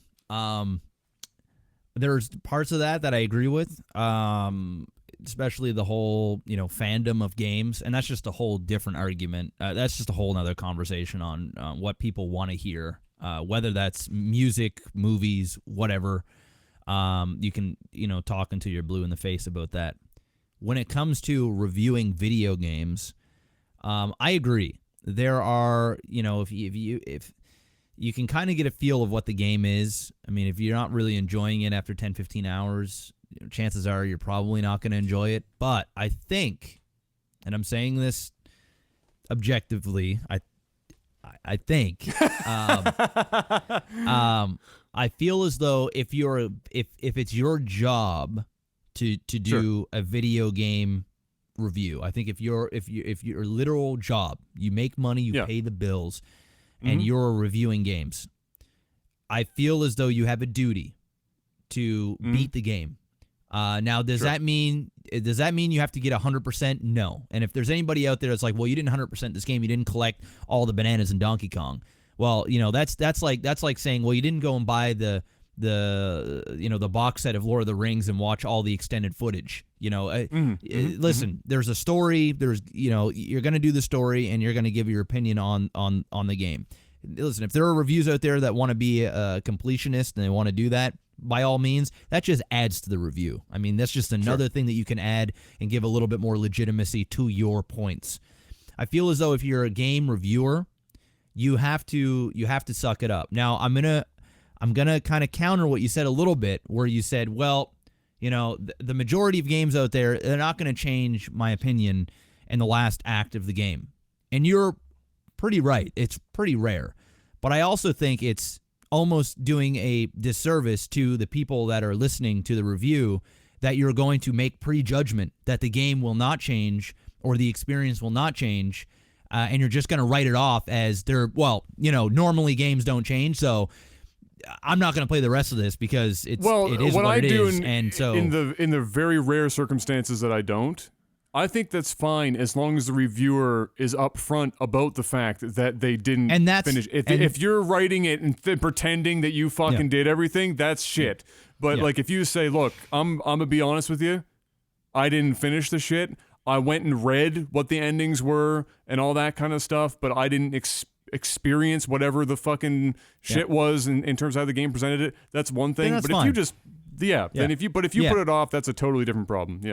So I think that if you're a video game reviewer and you want to be a legit one and you want to be taken serious, I feel as though you have to play the game. It's just that simple. And if you want to spin off the fact that you had to rage quit it and it was bad, then absolutely, those reviews do well as well, especially if the game is bad. People want to just jump on that bandwagon and they want to, hear you rage and stuff like that. And at least people know at that point, like the game was so bad that he couldn't do it anymore. The game is horrible, is broken, it's garbage, don't buy it.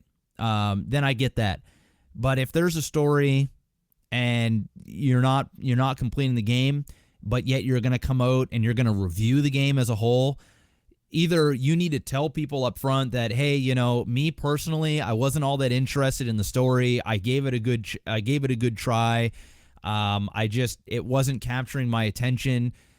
I have a feeling that it's not going to change. And word it in your own way to make it entertaining and stuff. Then I think that is definitely legitimate. But I feel as though if it's my duty, like a movie reviewer, if I'm going to review a movie and the movie's shit, I'm going to just sit through it. I know that's another extreme because, video games can be 30 hours and a movie, it can be maybe 3 on a really long movie. But if it's my job, I'm paying the bills, then that's just the luck. That's just unlucky draw. I feel as though I have to play the game and I have to do it. Now, if it's horrible, like I said, you can kind of say that. So I feel as if somebody's going to give a legitimate review of a game, that they kind of need to experience the game, at least the story, and then give their opinion through that. It's that's how I feel. But what about you, Panic? For me, I have like a methodology for how I do it. Like if I know I'm reviewing a game, complete the core story, try some of the side quests, and then exercise any of the systems that they hyped up in the marketing.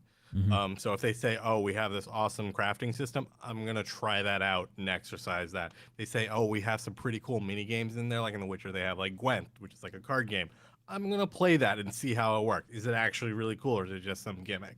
If they're like, hey, we have procedurally generated planets that you can go everywhere and see completely random and amazing things all the time, sure as hell I'm going to try that out to see if they're actually delivering on stuff like that. So like I actually look at the marketing for the game that came out, and I'll play the game's core experience, test out some of the side stuff, and then I'm going to go after what they specifically marketed, and then I'm going to play that stuff to check to make sure that are they overhyping their game, because then I can go in my review and be like, hey, they talked about these sort of things. No, they really missed the mark. Or hey, no, this was actually pretty awesome and I liked it.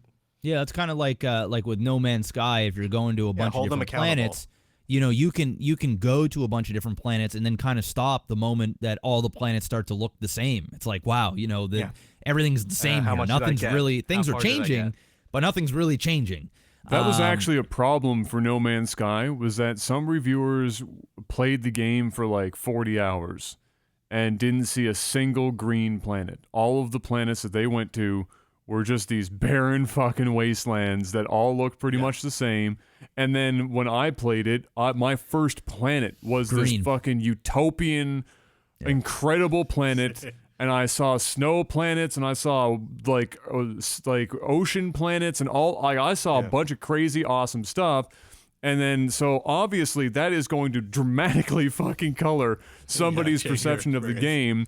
And again, there's a lot of people that are paid to do reviews, right? That they aren't like a live streamer like me, or say Jimquisition, or somebody like that does this stuff on an independent basis. It's just whatever.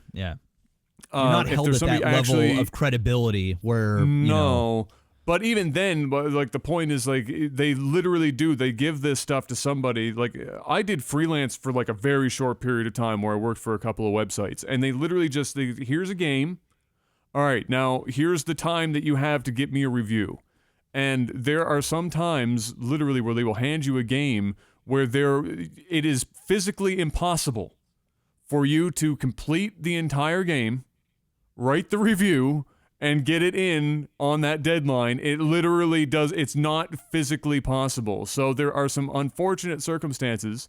Now, in some places, they're trying to change this up a bit with certain games like Destiny or other MMO things, where so many more games are getting MMO tendencies. I know I'm probably busted up talking right now for you guys.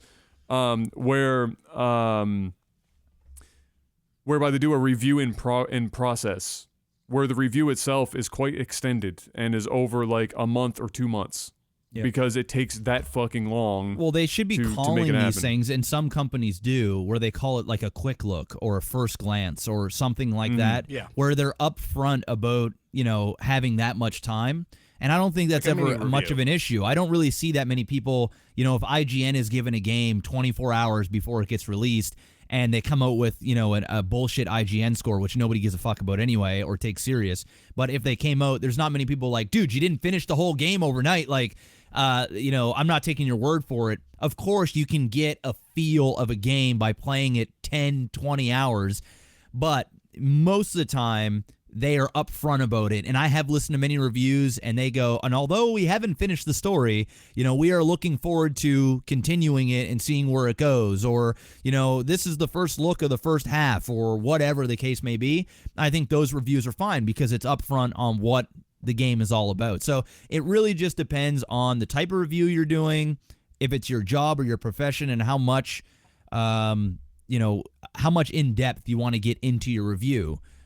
That really says it. So I still believe that if you're a full-time reviewer and you're going to give your honest opinion about a game, and you're not going to disclose that you haven't played the full game, you ought to play the fucking full game before you get. If you don't disclose it. If you don't disclose it, disclose it. If you don't disclose that, then your legitimacy as a reviewer is kind of shit. Like, be honest. Because there is something to be said about not being able to finish a game as a reviewer, right? I think that's a review in itself. That's, look, guys, if you like my reviews and you line up usually with my opinions, my opinion of this is I physically could not finish this game. Yep. So There's while nothing I'm wrong with not that. giving you the whole thing here, I literally could not finish There's a this reason game, and I why. think that speaks enough. Yeah, exactly. Yeah. So I gave it a good old college try, guys, but it was not flying. it's not #worth. So, you know what else is not #worth? Dragging this out any longer and fighting with Zencastr. So, ladies and gentlemen, it is time to wrap up another episode of Technical Alpha, number 10, where we are still fighting the same technical issues that we have been since the first one. Not anymore. That'll be gone for next week. So thank you, as always, for coming by and watching. Big thanks to everybody on Patreon. Again, we're going to have our product coming out soon. We're going to be starting to send that stuff out. We can see the light at the end of the tunnel now. It is in process, and we're excited to get that out to you guys, pictures and stuff included. Panic, you look like you have something you want to say. Oh, no, I'm just very angrily tweeting. Oh, okay. I love you all. So that's your angry tweet face. I know that now. Okay, so so yeah, thank you guys so much again. When you guys are hearing this, except for, of course, if you're on Twitch right now, you're gonna be able to go on over to Patreon and watch the second edition of Retro Versus, where Jeff and I really shittily play super play action football. And let me tell you, there is some good stuff in that game. Oh, fuck. You know, I almost stuff. rage quit. I almost just want to stop playing it. It's that bad. And then we get over the hurdle, and then it becomes like a competitive football game, and it's good. It's good. It's good. It's absolutely it's a riot. So you guys will really enjoy that, and we appreciate the people that have gone and done the $5 to get access to that. And we've had a lot of more positive than negative response to how we've been dealing with the Retroversus stuff. So thank you so much. I'm going to read out our fine Patreon producers, gentlemen, because we always do that here at the end of the show. Huge shout-outs from the top of a mountain, preferably in the voice of Celine Dion or Andrea Bocelli. Big thanks goes out to Beastall Kid for rocking it at the $1,000 tier. Bless you. I'm not even gonna be able to pay mortgage if he bails out of that. I'm just gonna have to. Jeez. Everything's gonna go tits up. We're gonna have to retire early. Mr. Miyagi, not to be fucked with at $250. Nope. Strong. He's waxing on. Month on month. He hasn't waxed off yet. He's still waxing on. The off hasn't happened yet. And also, big thanks to our $100 guys: Postal Panda, Draco, Adam B, Toad of Steel, Naily, J.A., Derek P, Jonathan A, Fry C, and Ice Wolfie. And if I've missed anyone this week, don't worry. Next week is the update day for this page, so your time is coming. Thank you once again, ladies and gentlemen. Hopefully you enjoyed this episode of Technical Alpha. We'll be back next week. Same bat time, same bat channel, just not on Zencastr. So until then, thank you once again, and have a good one, guys. Peace out.